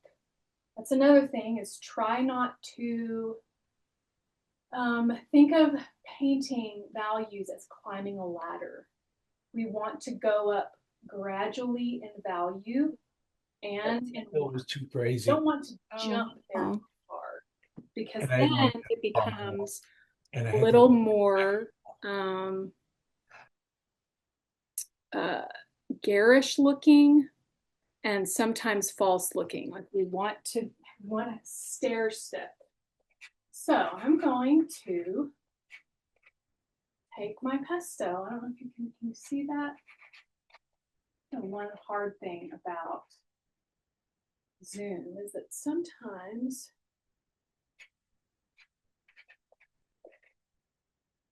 so here, instead of really going on either side, I'm staying inside my outline and almost, instead of angling farther out, like, let's see, like that, my angles are a little bit less. They're more straight because those branches are reaching down towards me. I don't know if that makes sense or not. That's one of those things that's kind of hard to explain.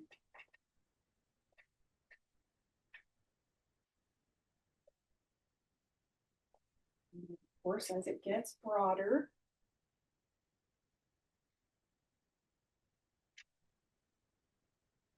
you can use bigger and bigger marks towards the base. Now, I usually go from top to bottom for a pine tree. Pine trees are usually pretty cool colored. They're not as warm as,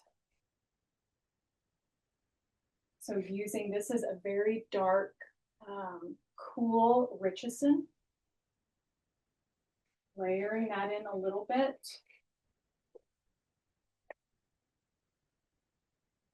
Creating that depth. Now, if I wanted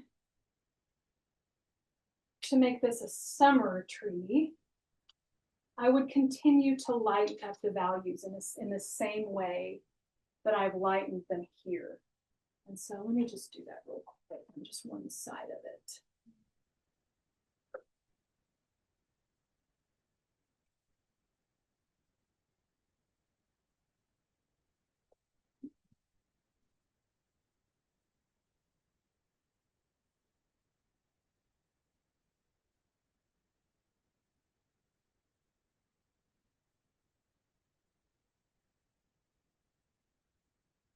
So a pine tree, some of it is down and some of it is out to the side. Sometimes it's a little bit 2 steps forward, 2 steps back. Once again, using your sky colors to cut in, sometimes to create you've lost some of the effects of those different layers of the boughs of the tree, you can carve back in with your sky color to get that back. So that even that pencil that I put the light source in, you just take that out.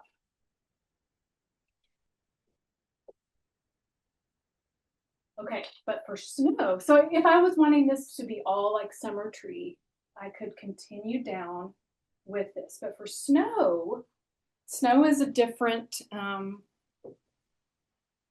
subject, and it's not something, I'm kind of a seasonal painter in that I don't often paint snow in the end of June. I like to paint within the season that I'm in. I think it's good to paint in the environment that you're looking at, because your eye is observing what you're seeing in the moment. And sometimes it's hard to remember, like, what exactly does snow look like if it hasn't snowed in your area. For those of you in Hawaii that aren't on top of Mauna Kea, you might not get snow, so you haven't observed snow. But I do love to paint snow on pine trees. And how I do that is using different blue colors, different blue hues on the tree itself to emulate that snow. We're going to start with lighter blues at the top, working to darker blues at the base. I'm going to pick this light ultramarine. It's a little different than the sky color. That's this, you can see that that's a little different. And I'm just going to flick on this snow.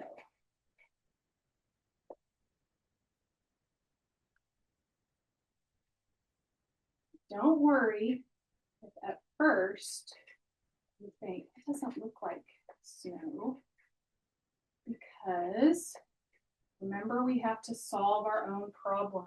Sometimes painting it's not a paint by number. We're not painting by number. We are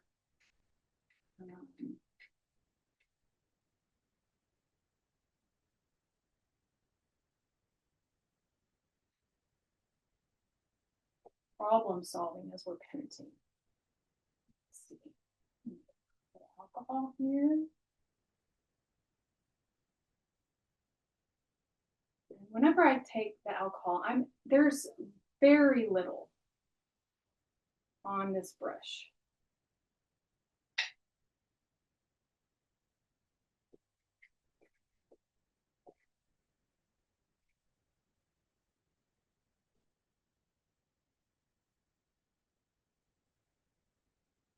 Of course, a lot of snow effects are based on the environment around it.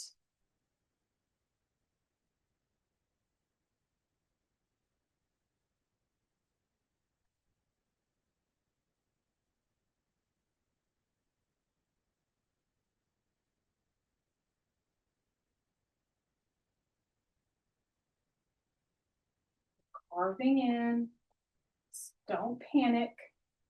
Try not to panic on your paintings. Just think about what's the problem. Like right now, I don't love this area of the piece, but I'm not panicking. I'm kind of letting, I'm working on something else while I'm thinking about that. And it's almost like it's on the back burner of my head. Like, what? I don't love this. It's too mushy. The values, it's too scumbled. I feel like it looks a little muddy. I also don't like how it's very even here. So there's one here, one here, one here, one here, and they're all the same size and shape. Yes, pine trees have more of that than another kind of tree, but I still don't want it to be too static. Nature isn't perfectly symmetrical usually. Our human brains want things to be in order. And so oftentimes if people are painting flowers or they're painting trees like this, they make things too symmetrical. And I do that too. And so I have to work against my natural wanting something to be in order. I want it to be perfectly in order and clean and neat. but trees aren't like that normally. So I am thinking about it. How am I going to fix that? Sometimes that means going back in with alcohol, because I can on UArt. I can go back in and I can be like, I don't love how that's kind of even. I don't love how that part of the tree is kind of mushy. So let's just work on it a little bit. This is where you have to have fun and be curious. So much of painting is curiosity, being curious. Like, what if I did that? What would that do? Can I ask a quick question, Bethany?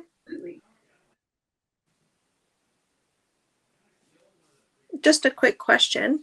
I've noticed, especially on pine trees, because I'm right-handed, I have a hard time painting the left side of the tree. Do you have any tips for how you do that? Because, I mean, it's easier to see where you're painting if you're right-handed. Yes. So you're left-handed? I'm right-handed. You're right-handed, so you have a harder time painting this side. Really? Yeah. I stand, I don't know if you can see where here, I'm going to move the camera. I'm standing like over here. I'm kind of painting like this. For one thing, I've had to learn to do that because I used to paint like this back when I had tons of hair, which, look at my hair, you guys. It's growing. It's so cute. So curly. So cute. I am experimenting with different types of curl cream because it's so curly, but I really like it. It's really fun. It's great. Thank you. Thank you. I stand off to the side because I don't want to be in the way of the camera. But I can also kind of see it. But one thing that really helps me is moving. I paint with my shoulder and my elbow, not my hand. And so, especially with pine trees, let's just go back. Let's go back and keep painting. Holding this, I'm going to move my arm like this. So I'm almost creating marks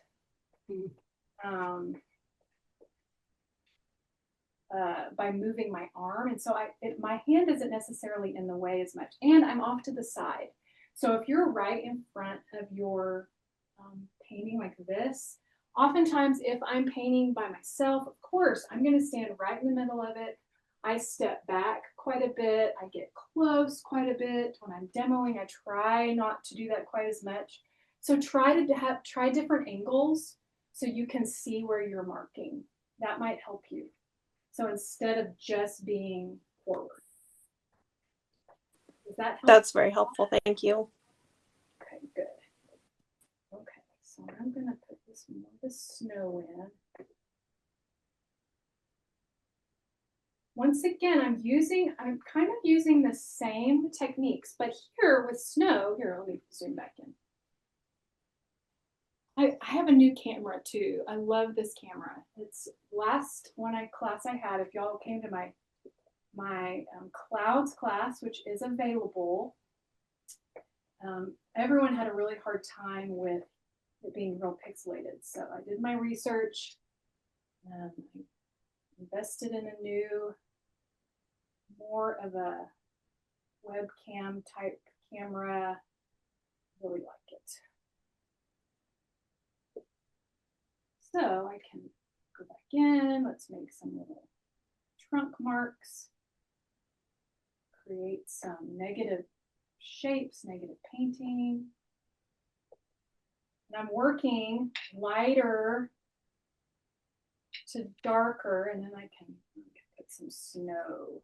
Let's make some snow.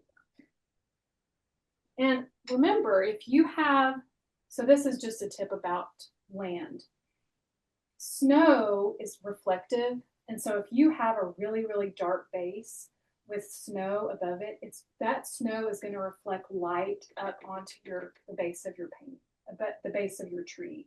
So in that respect, I would add just a little bit of lighter, warmer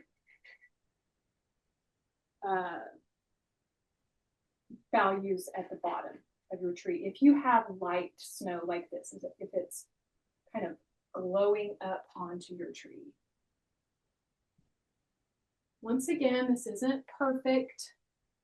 I could keep working on this, but now I want to get to the next. I haven't painted pine trees in a while, but it's fun.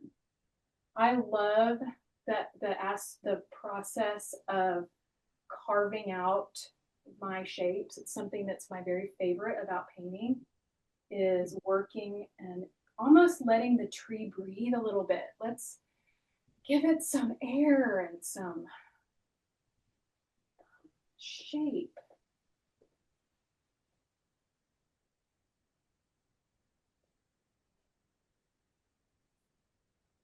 I don't know if you can see that. Bethany, your focus is a little blurry. Oh, is it? Yeah, thanks. Thank you. Let me fix that.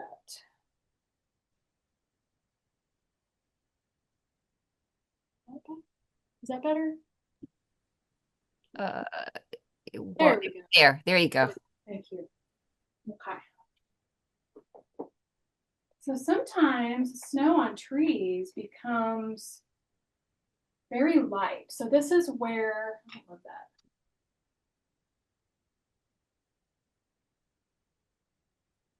I used to really panic if I didn't like something about my paintings, but I don't anymore because it helps you see that, no, because you're the teacher doesn't mean everything is always as it should. So what I saw was too light up here. Didn't love that light color. I like this down here. This is just a soft brush, painting around, creating some fun little shapes. Snow effects. Okay, I'm gonna keep going. What time is it? It's 1 o'clock, so I've got about an hour left. But I still want to get to some shapes and a suggestion. I'm going to pull out this and we're going to work on palm trees. Palm trees are always fun. If you remember the Photoshop lesson that I showed you in the beginning,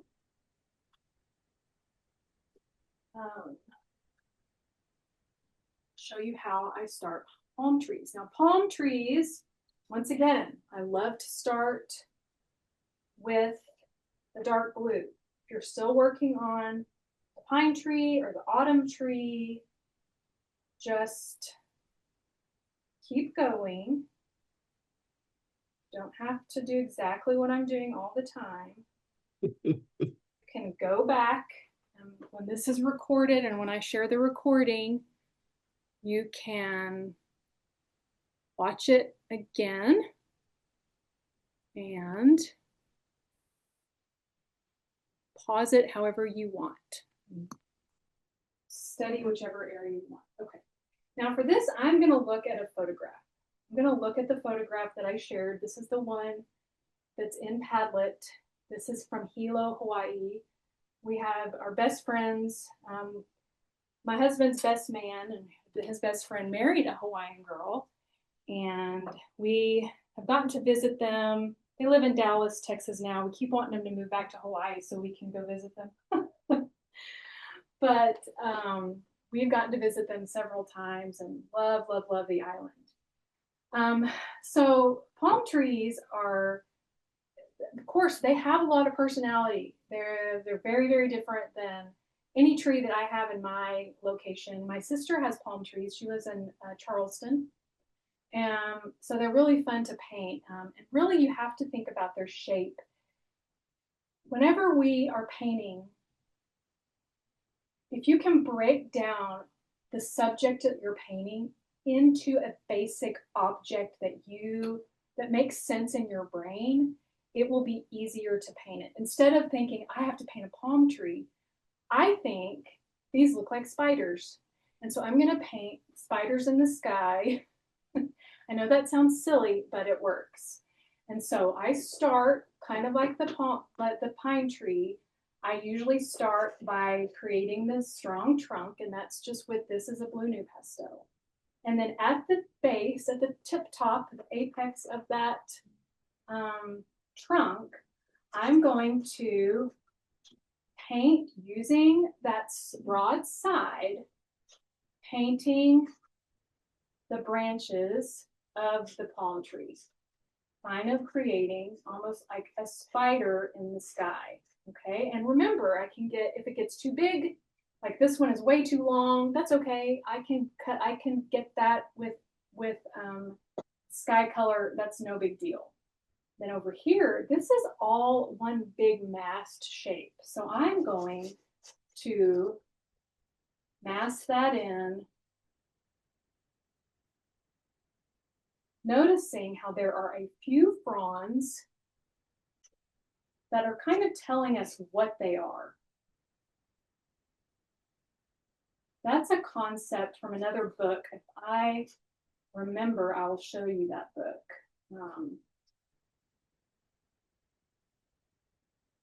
About massing in shapes.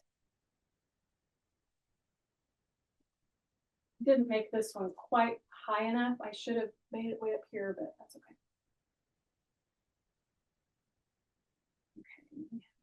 Okay.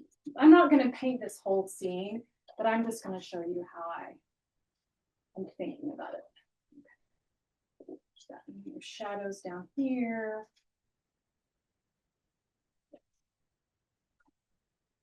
Wipe my hands off. I'm going to get my alcohol.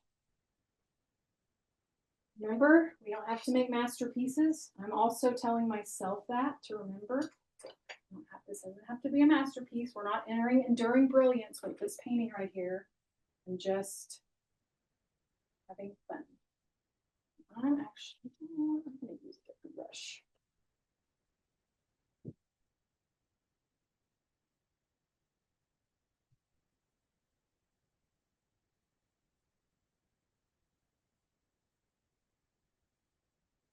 Okay, I'm going to start painting and following and flicking and pulling the pastel downwards. Some of the fronds go upwards. And I don't mind those nice little brushy marks, if you can see that.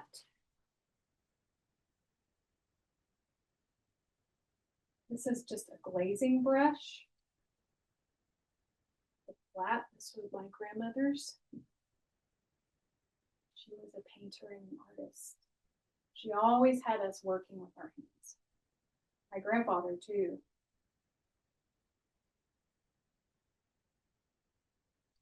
Now, one thing that is interesting about palm trees, and I've done this before, is so look at where if you can see where this kind of V is, well, the trunk is actually to the side of it. It's not quite centered. So notice that, because that would kind of look weird to the human eye. So really notice where the trunk is in relation. If you live around palm trees, really observe. And I don't paint these often, but they are fun. And this really is more just a solid mass. I don't really want that to drip, so I'm going to grab that. Don't drip down, don't drip down. It's a little bit too much alcohol. This glazing brush moves paint in a little different way. I'm just going to do that actually. You know, this doesn't look like a palm tree, but we're going to cut into it and create some fun effects. Some shadows down here. Shadows down here.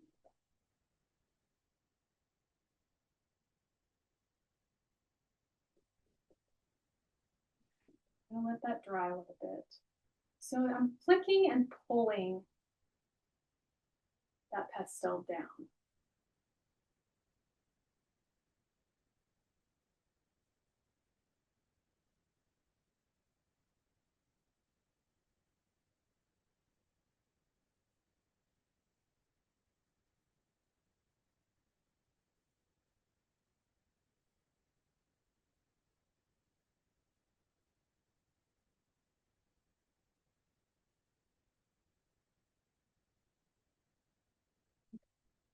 kind of creating some interesting shapes. They kind of look like fireworks.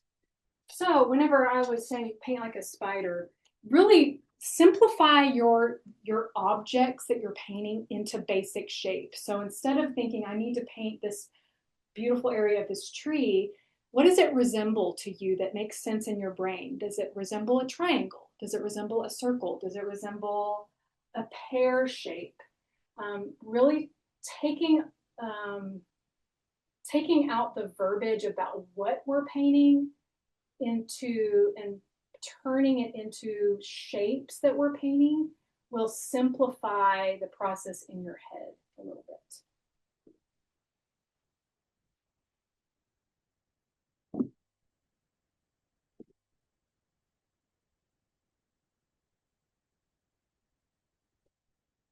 Excuse me.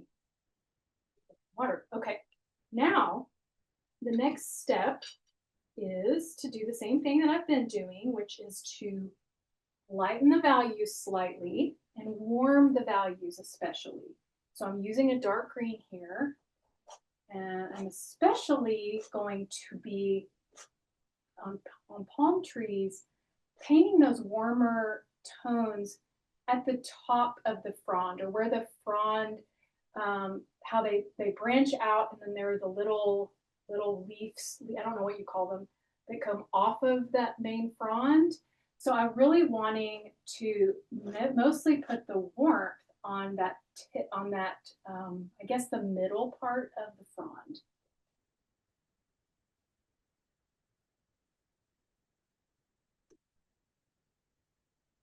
This is a little light right here. It kind of got a little lighter because it got too much alcohol and that's not quite dry. So I'm going to work on that here in a second. Remember, you can get bigger knowing that you're going to cut into it with your sky.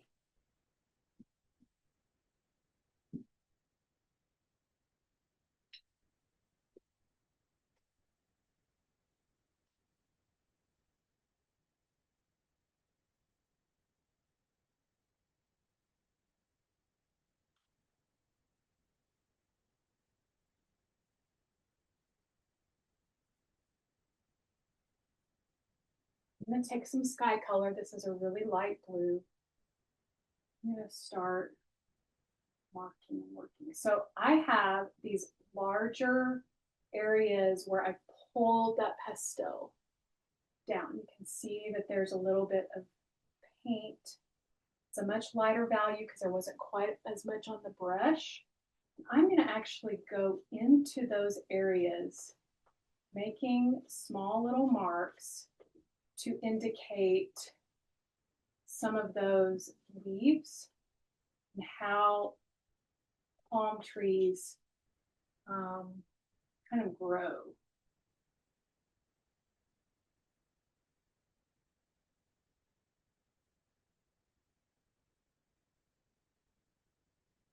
If I lose my trunk, it's okay, I can get it back.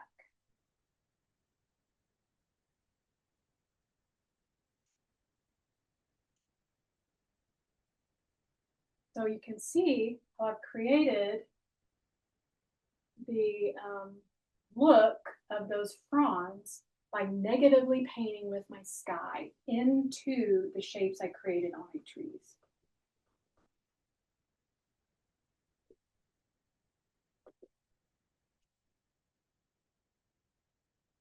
And yes, if you don't love that look and you want your paper to be more smooth, you can use, you can use some foam and smooth out. You can even go over your trunk a little bit if you want to smooth it out.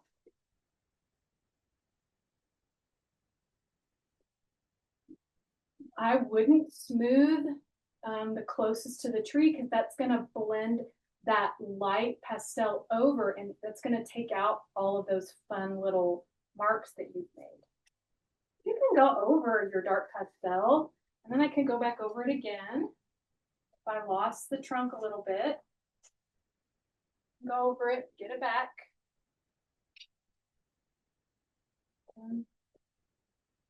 lighten up some of the fronds if you think, okay, maybe some of them are catching a little bit more light.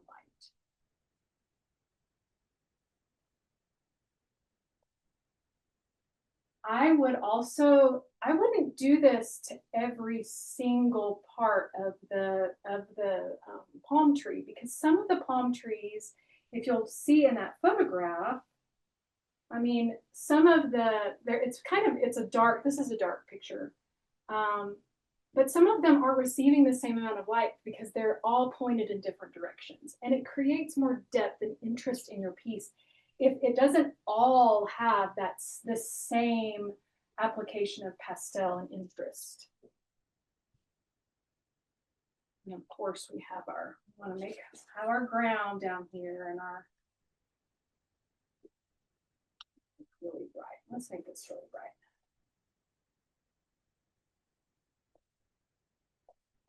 Sometimes with trunky trees like this, I just go right over it. I give myself kind of a suggestion, and then I go back over it. Either a pencil. Sometimes with pencils, you can hold it at the base, just pushing up.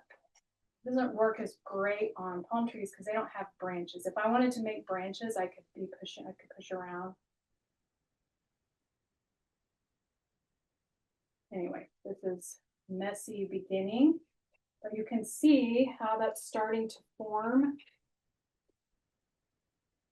the look of a palm tree.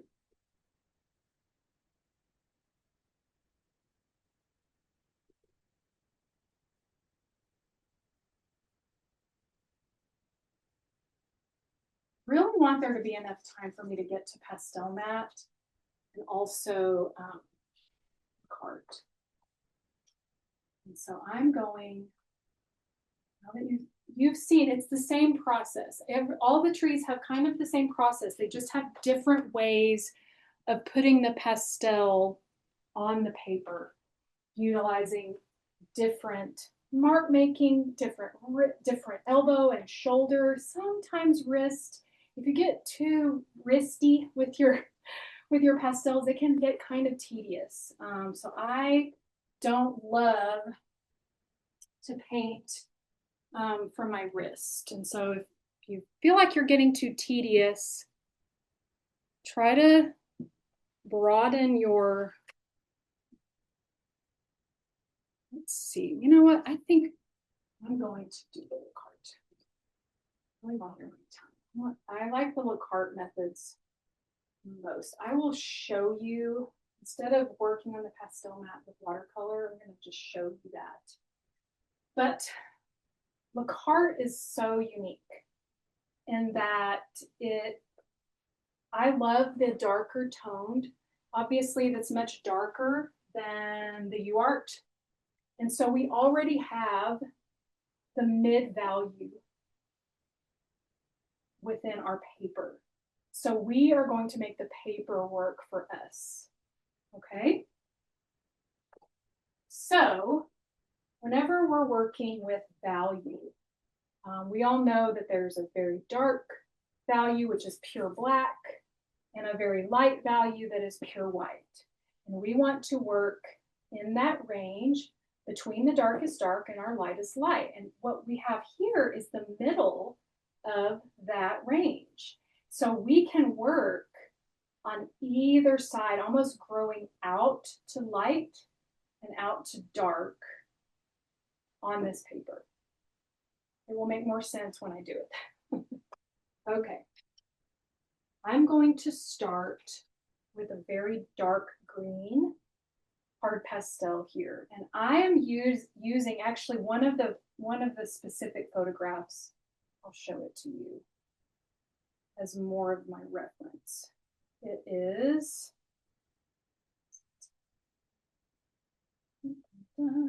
this one right here. You see that one? That one is the one that I'm using. Obviously this is a square, but I can take this. I oftentimes will crop my paintings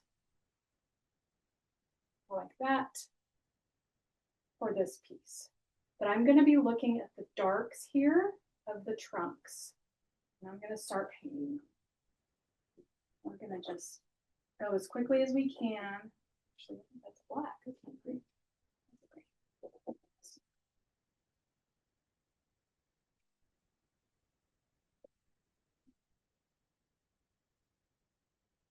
A really tall tree.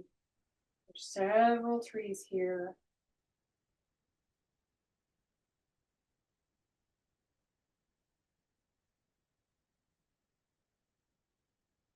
Here that's fairly dark all the way up.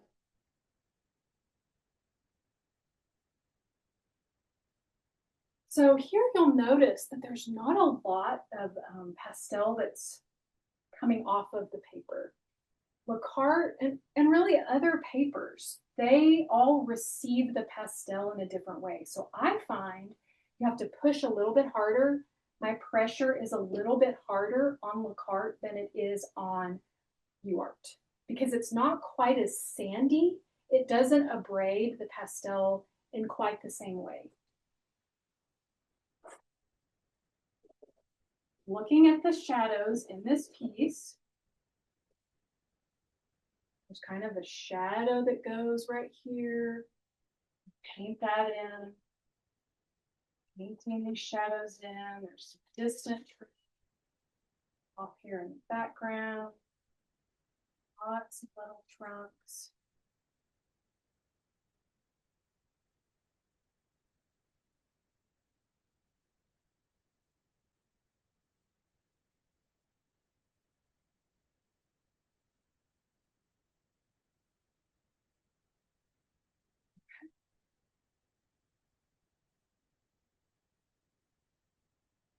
A little bit cooler up here in this area. I can't tell from my phone on my Zoom, but if you look at the photograph, if you get it, you can kind of see that it's a little cool green here. And then there's a light that's streaming behind this tree over here and shining on this tree over here. So that's what we're going to be painting. I'm going to paint for about 10 more minutes, and we'll have about 20 minutes for me to look at some of your work. I'll get as far as I can with this piece.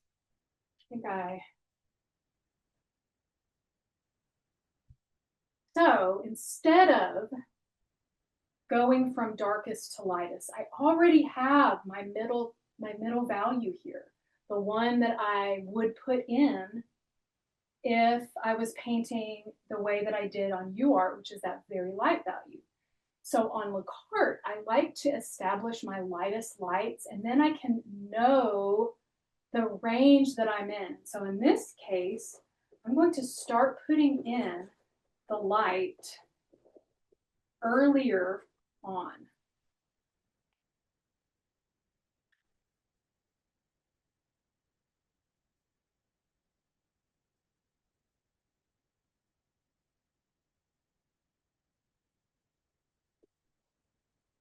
And this is when I say, let the paper do its job, because you can create shadows with just the paper itself.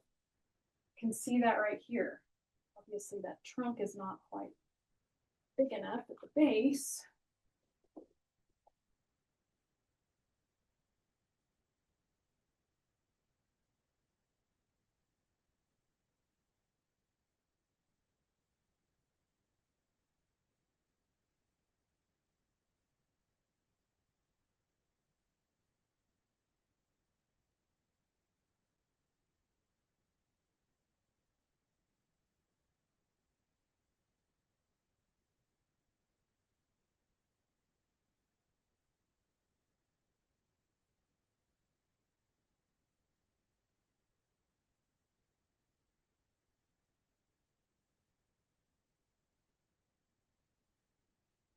You can see how the paper really becomes some subject matter. I don't even have to put pastel down there if I don't want to. I can let the paper do its job.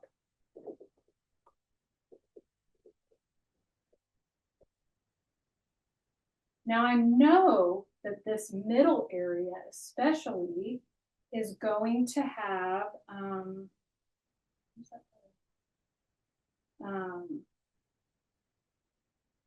the lightest sky. So I still have to put that in. I lost my photograph.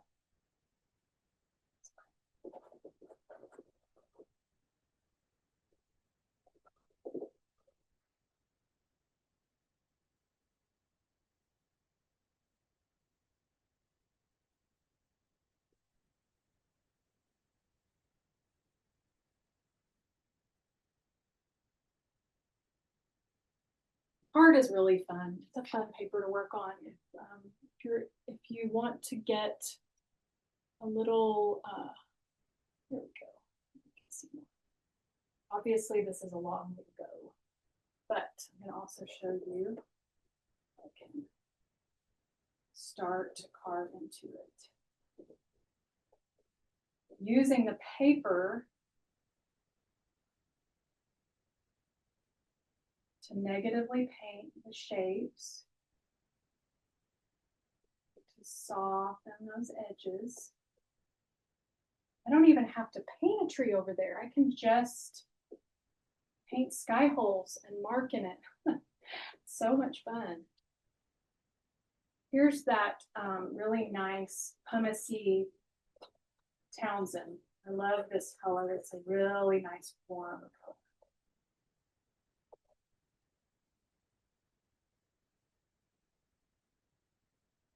So you'll see that it automatically creates this really gorgeous.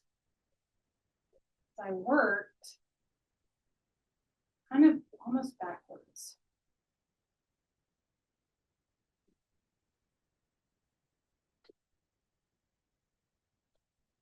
This is another one of those Mammut pastels. I really like them. Now, I've already painted this before. I painted this yesterday. I was practicing, and I really wanted to play with the paper. And so, see, I didn't even put pastel down there. And I'm creating these sky holes. Yes, this is really bright. This is kind of where it breaks the rule of, oh, it needs to be darker because it's a sky hole, but it's the source, it's the kind of light it is at this horizon base that helps it seem to glow a little bit. So some rules are made to be broken.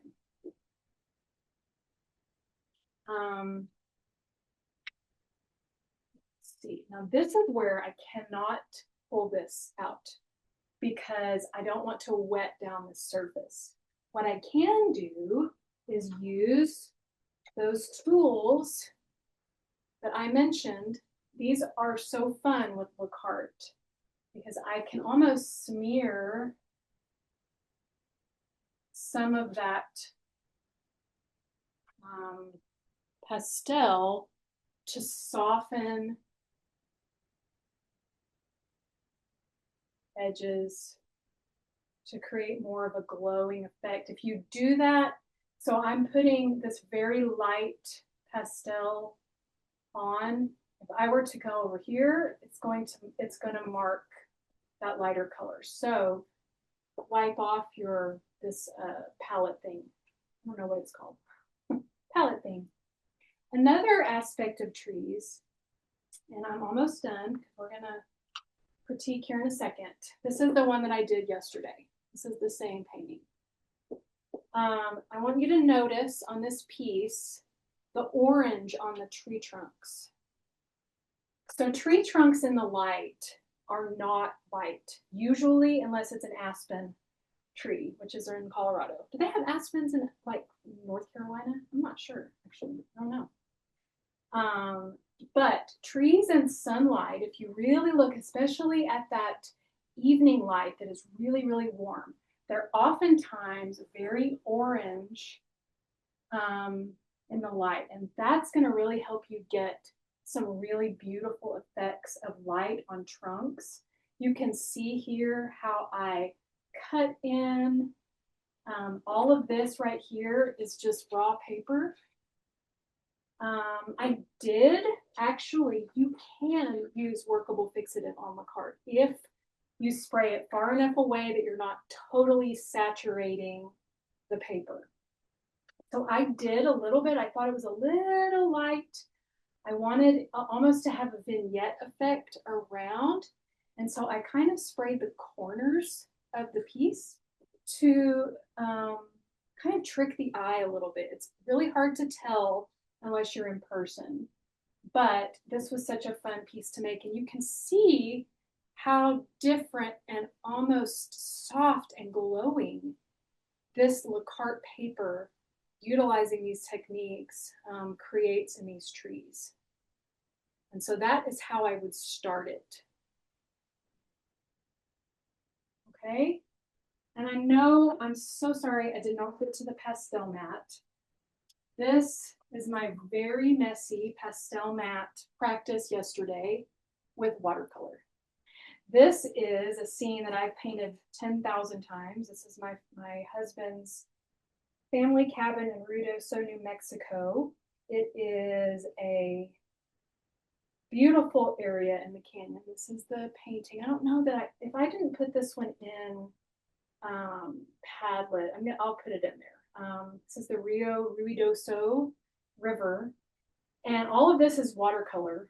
And I love to use it with pastel mat because pastel mat, it almost absorbs the water without letting it drip too much. So you can really create some fun areas, and notice how different areas have different color temperatures. Obviously, the trees that are in the middle that's receiving a lot of light, that's the lightest part. So with watercolor, I tend to paint it more the hue that it appears in the final image. Because you can't work dark to light with watercolor because it's transparent. So you have to work light to dark. So you have to reserve this lightest area of this tree right here. If I were to cover it, then it would stink, and the value would change. So with watercolor, you have to approach it opposite. So that's something I did not get to demo today, but I will save that for a future class. But I really, last time I didn't get to look at some of your pieces and help you. And I have time for about 20 minutes of feedback. So I'm going to sit here at the computer and let's see. Oops. Hello, I'm back. It's me. Hi. Actually, I'm going to turn off those lights. They're kind of blurry.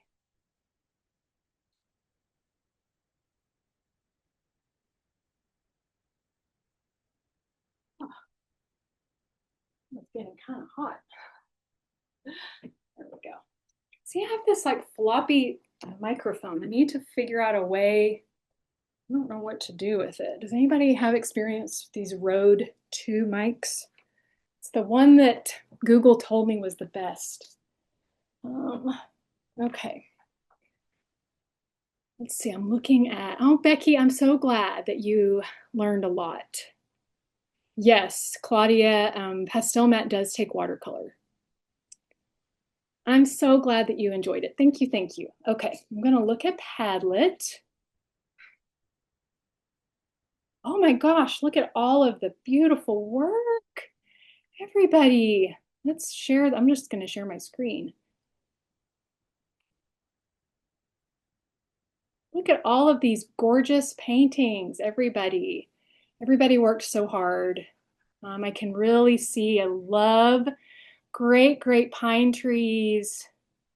Melissa, I see yours. Okay, well, I'm just gonna go, I'm going to download some of these and put them up in Photoshop. Let's see, how do I download? There we go. Did that work? I don't know. Usually I download them off my computer. I'm gonna do it in the app. Bear with me for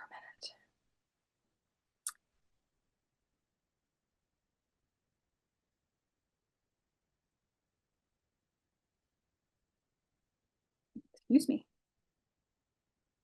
Come on.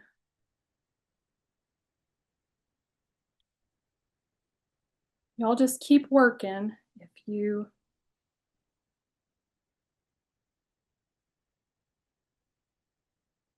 are continuing. I'm going to try to get to as many as I can.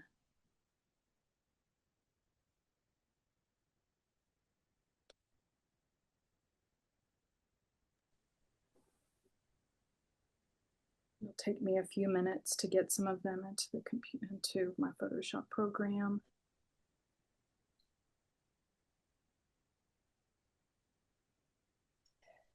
Technology is amazing, but sometimes it's fussy. Okay, there's one.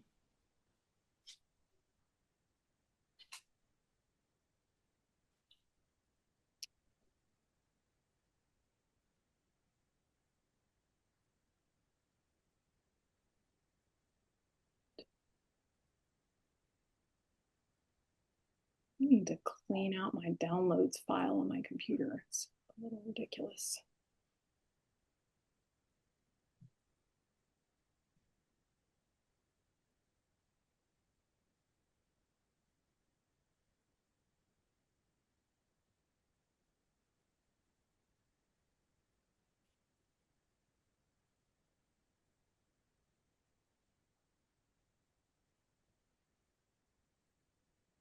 Can see all your hard work, everybody. Good job.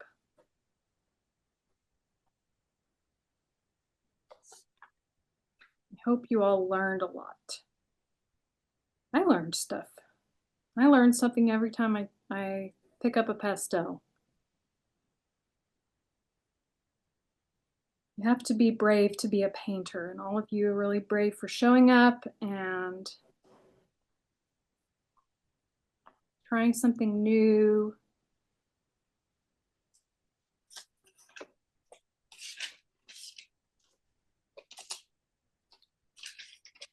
I love seeing these. These are great.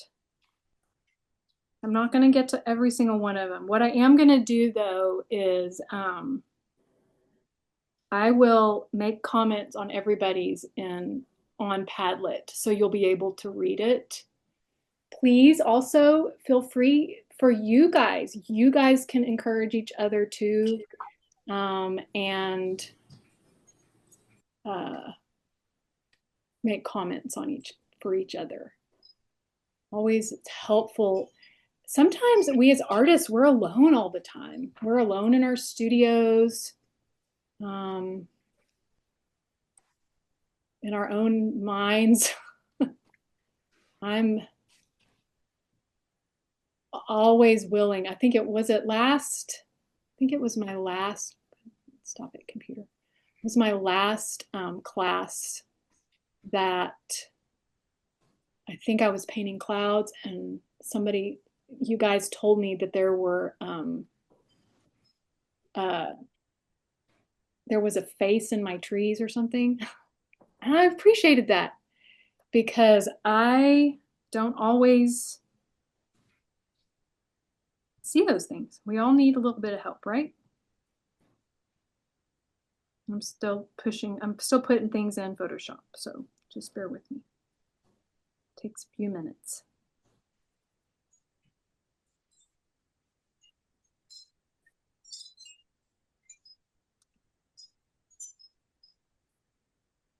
Okay, we're going to look at a couple of these.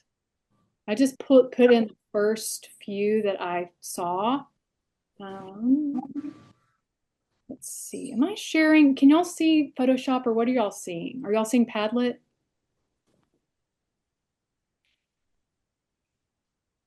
Now I see you.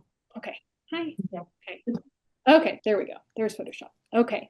Now whose is this? Are you still here? If you are, chime in. You don't have to. Hello. Hi, who is this? Hi, it's Mashid. Hi, Mashid. Thank you so much for being here. You have You have a really great palette here. I really like your warm, like the lower part of your sky. It's so pretty. with the grasses off in the distance. So tell me a little bit about what you learned and how, like, if you understood a concept or didn't understand a concept, and then I'll give you a few suggestions.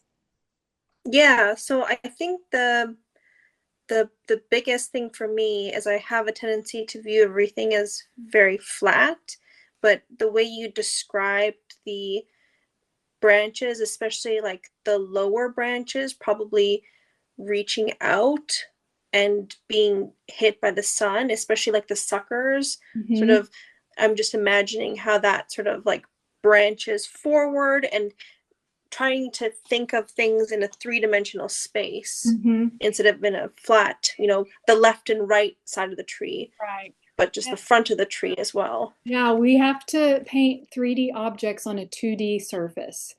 And so so I love to turn things into black and white. I normally do that with all critiques because it really helps other people to see the values you're using. And you have some great values in your main tree and even in your distant tree. They're distinct from one another. And you've also used dynamic shape, like size differences. So there's definitely a foreground, a middle ground, and a far distance. So really good job. I love how deep your shadows are on like this part of your tree. It really grounds that tree. Really good job. Thank you. One area that I would suggest, and this is a color temperature issue, is that you have a lot of warmth in your sky. So let's look at the sky color. So this is a very yellow color. You can see that yellow right here, right? Really yellow. And some of these greens, they're actually they're a little bit cooler than the yellow. And so remember, whatever you have in your sky is informing that the color that's in the sky is cast down onto our landscape. So you have these really gorgeous yellows and ochres off in the distance. I would, if I were you, because they kind of almost seem like the tree at the front is in a different light than the trees in the distance, or the ground in the distance, because they're yellow and there's nothing yellow in your tree or in your grasses. So I would maybe think about making some of these greens just a little bit more yellow to, let's see, even more than that.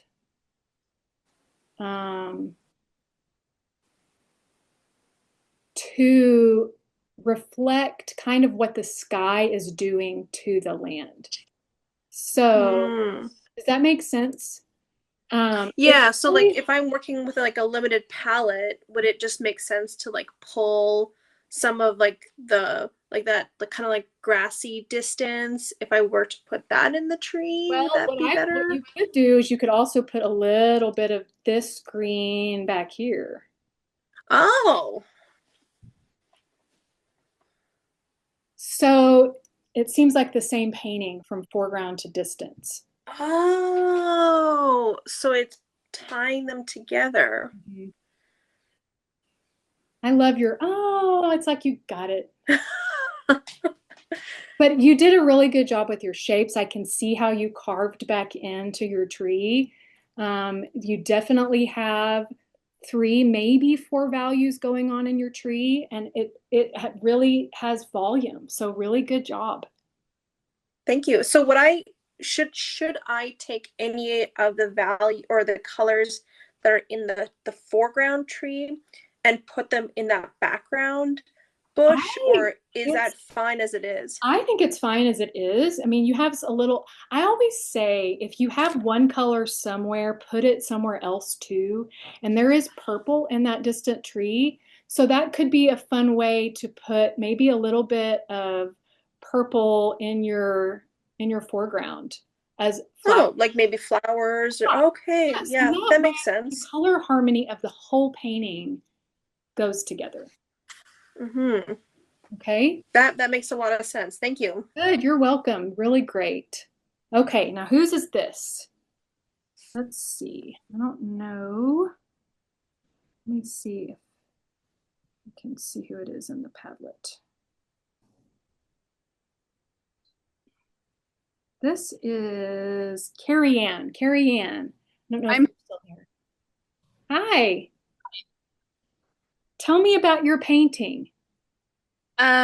So all of this is really new to me. This is the second thing I've painted. So Oh, congratulations. I'm still a brand new beginner learning. So I also have a limited palette like the last person. I didn't buy a lot of supplies to start with. I just kind of wanted to get a feel for it first. Right.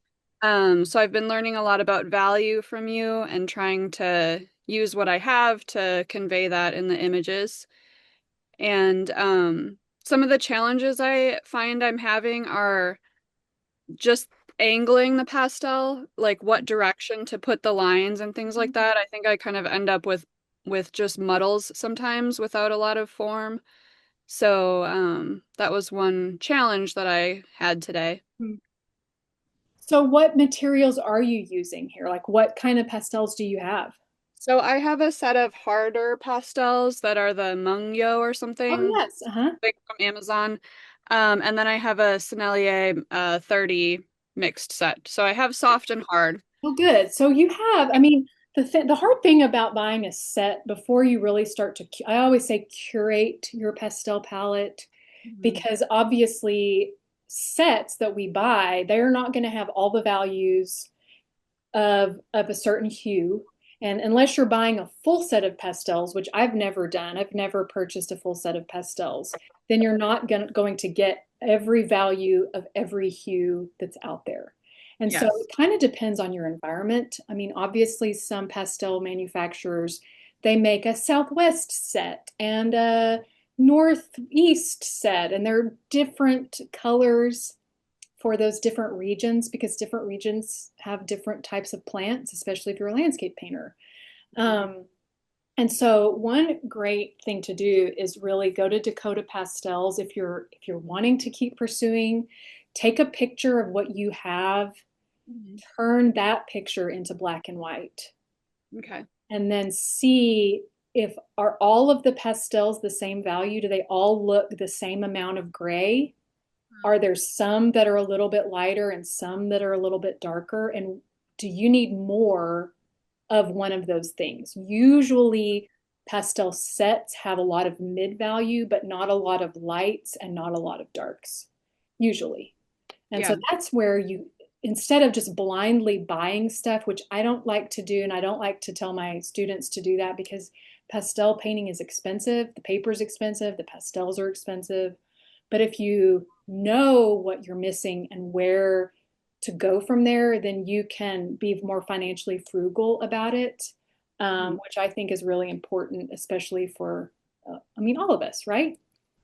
But really good job with your big, broad shapes and then working in, especially on the left-hand side one, I think it's really successful as far as creating that sense of form. There's the heavy aspect of the dark tree you cut in with that lighter value. It looks a little bit like some of it kind of like that light value didn't quite cover up some of that darker, so it almost looks maybe a little smeared. That's when you can just really use a heavy hand there and try to scribble out that kind of halo effect, right? Yes. But really good job. And so this is your black and whites. And so on the right-hand side tree, you can kind of see that your lights are just in one little area, and they don't really have the broad part of the tree is mostly the same value. There's not quite the steps of value that I discussed. And that probably is due to your sets because you don't have maybe those stair step values in these colors. But you've done a great job with your cutting in and creating those shapes. Just keep practicing, play with your, different techniques. And I mean, I'm just real proud of you. It's really so much fun to start a new process and practice and learning something. And so I think it's great that you're trying it out. Thank you. Thanks for that feedback too. Yes, you're welcome. Thank you. Okay, and this is Nancy. Yay. Hi, Nancy. I'm so glad to see you. Thank you for being here. Okay, so do you want to unmute yourself? Let's see. Ask to unmute. So you can tell me about your painting. Oh, I'm sorry. I didn't that's realize okay. I was muted. This was my start. I've since worked on it a little bit. Yeah, I think my biggest issue is colors, I guess. Um, what colors to use, you know, that complement. Like I feel like sometimes I'm using more bluish and then adding the yellowish background color. I don't know. I'm a little confused about that. And that's once again, that has to do with, it looks like your base is almost like a turquoisey blue, which is a different, it's a different blue It's a than greenish that I blue. would. Yeah. Yeah. And so that's not a bad thing. It's just an observation. And I mean, obviously all of us have a different palette. We don't all have to start with the very same dark blue. But I think that this piece is real successful. The only thing that I would say is look at your value of the distant tree versus the closest one. Obviously, this close one, it has some nice darks at the base, which you've done a really good job. Try not to cover all of that dark because those darks are what grounds your tree in the ground, right? So Right. I'm glad that you kept some of them. And your distance, the main body of the value, let's just look and see what it is. I love Photoshop because I can do this color picker. Okay, so that's the main color. So it's pretty dark. Yeah. Pretty much the same value from front to back, right? Yeah. So this is where you can lighten it slightly.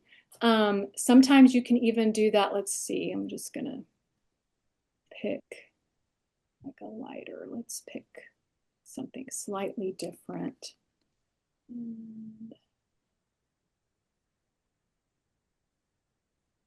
just to lighten it. Let's see. Let's lighten it just a little bit. Be a little bit more.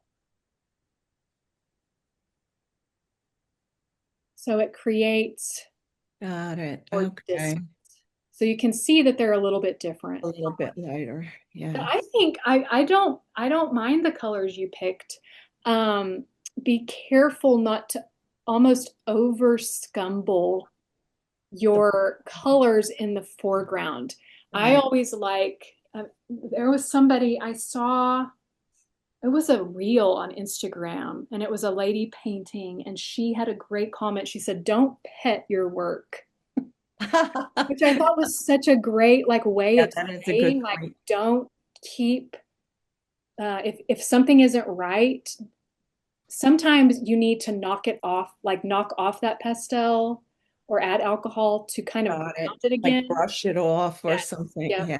So Okay. Good point. instead of especially right in this area, kind of, I don't know if Yeah. it looks a little muddy because you've layered, it looks like you put dark over light, maybe a little bit. Yeah. Yeah. And Yes. dark over light. And I think I scumbled it, like you said, a little bit too. And But if you take this, really nice warm color and just make it strong, don't pit it, I then see. it creates a much stronger mark making. We want to be expressive and bold. And that's where pastel, we have this wonderful medium that allows us to make these really expressive marks. Okay, we are right at 2 o'clock, and I have so many more that I wanted to get to, but I'm not going to get to it today because I really want to respect everybody's time. I will, though, I am going to go through and I will make comments and give you some suggestions. My nose is all red. I wonder if I don't know, maybe I'm flushed, I'm excited. I have so enjoyed teaching this class to you today. Thank you so much for your encouragement. Thank you for supporting me. Thank you for working on your art and sharing it with the world. Please keep doing what you love and do it for joy, not for stress. Remember, we like to paint. We don't paint to get in a show. Sometimes we do, but that's not why we started painting, right? We started painting because we loved it and it brought us some kind of peace. It gave us a small moment to ourselves to where all we have to worry about is what color do I choose? What value do I choose? How do I want this light to look? And we are lovers of the landscape. And so just remember that and keep that and hold it in your pocket. And remember what I said, my note to myself, relax. This is all joy. I want you all to paint with joy, okay? So tell all your friends. If you enjoyed this class, if you're not an Eventbrite, if you're not a Patreon subscriber, you're welcome to try my Studio Circle and above, and you'll get all of my lessons. I have a video index. Actually, I'm going to put that in the chat right here so you can look to see at all my lessons I have available. Some of them are not quite as they're a little different. I've been doing this. This is my 7th year of teaching online, and I was pretty rusty in the beginning. So some of them aren't as well filmed, or my head's in the way, or they're not perfect because I work out of my studio. But I want you all to try it out. Ask me any questions if you want to email me. This is my email. I'll put that in the chat too. You're welcome to email me and ask me questions anytime. If you have questions about anything I have available, or if you want tips on if I want to paint a winter scene. I have a lot of those things in the video lesson index, but if you're needing specific help, just reach out to me and I'll try to get to you as soon as I can. I'm trying to think of anything else. Tell your friends, keep painting, and are there any other questions before we close it out? I don't see your Patreon link. Oh, my Patreon link. Yes. Patreon. Or your email. Yeah. Oh, you know what? I put it, that was a private message. Let's see. How do I, there we go. Here we go. I'll put it in right now. There's my Patreon. This was so awesome. Thank you so much. I learned so much. I'm so glad you enjoyed it. I really had fun too. I hope you all enjoyed this format. I have really been trying to listen to your feedback. I know I'm a fast painter, and I've been doing it for so long that I can whip out a painting in about an hour. But I know for some of you that are just learning, it's like, wait a second, hold on. I don't know what you're doing. And so I really wanted this class to be structured a little differently, and I want to keep improving as a teacher to help you all even more. So I'm so glad that you enjoyed it. Here's my video index, video lesson index, and then here is my address. There we go. Okay. I think that's it. I think we're done for the day. So bless you all. Have a wonderful Saturday. Thank you for spending 3 hours. I think this is the longest online class I've ever had. I'm even thinking of doing maybe even a longer workshop to maybe a full day or even 2 days to have, and then having like breakout rooms. I've never really used that before in Zoom, but we have all this technology, we might as well use it. So I'm always trying to do something new. So thank you for being here. Thank you. Thank you, Bye-bye. Bethany. Thank you. Bye, everybody. Bye, everyone. Bye-bye. Nice seeing you. And Loved keep your paintings. I'll keep Bye-bye. I'll keep the Padlet live so y'all can see your comments, okay? Okay. Thank you. Bye. Bye-bye. Bye. Bye.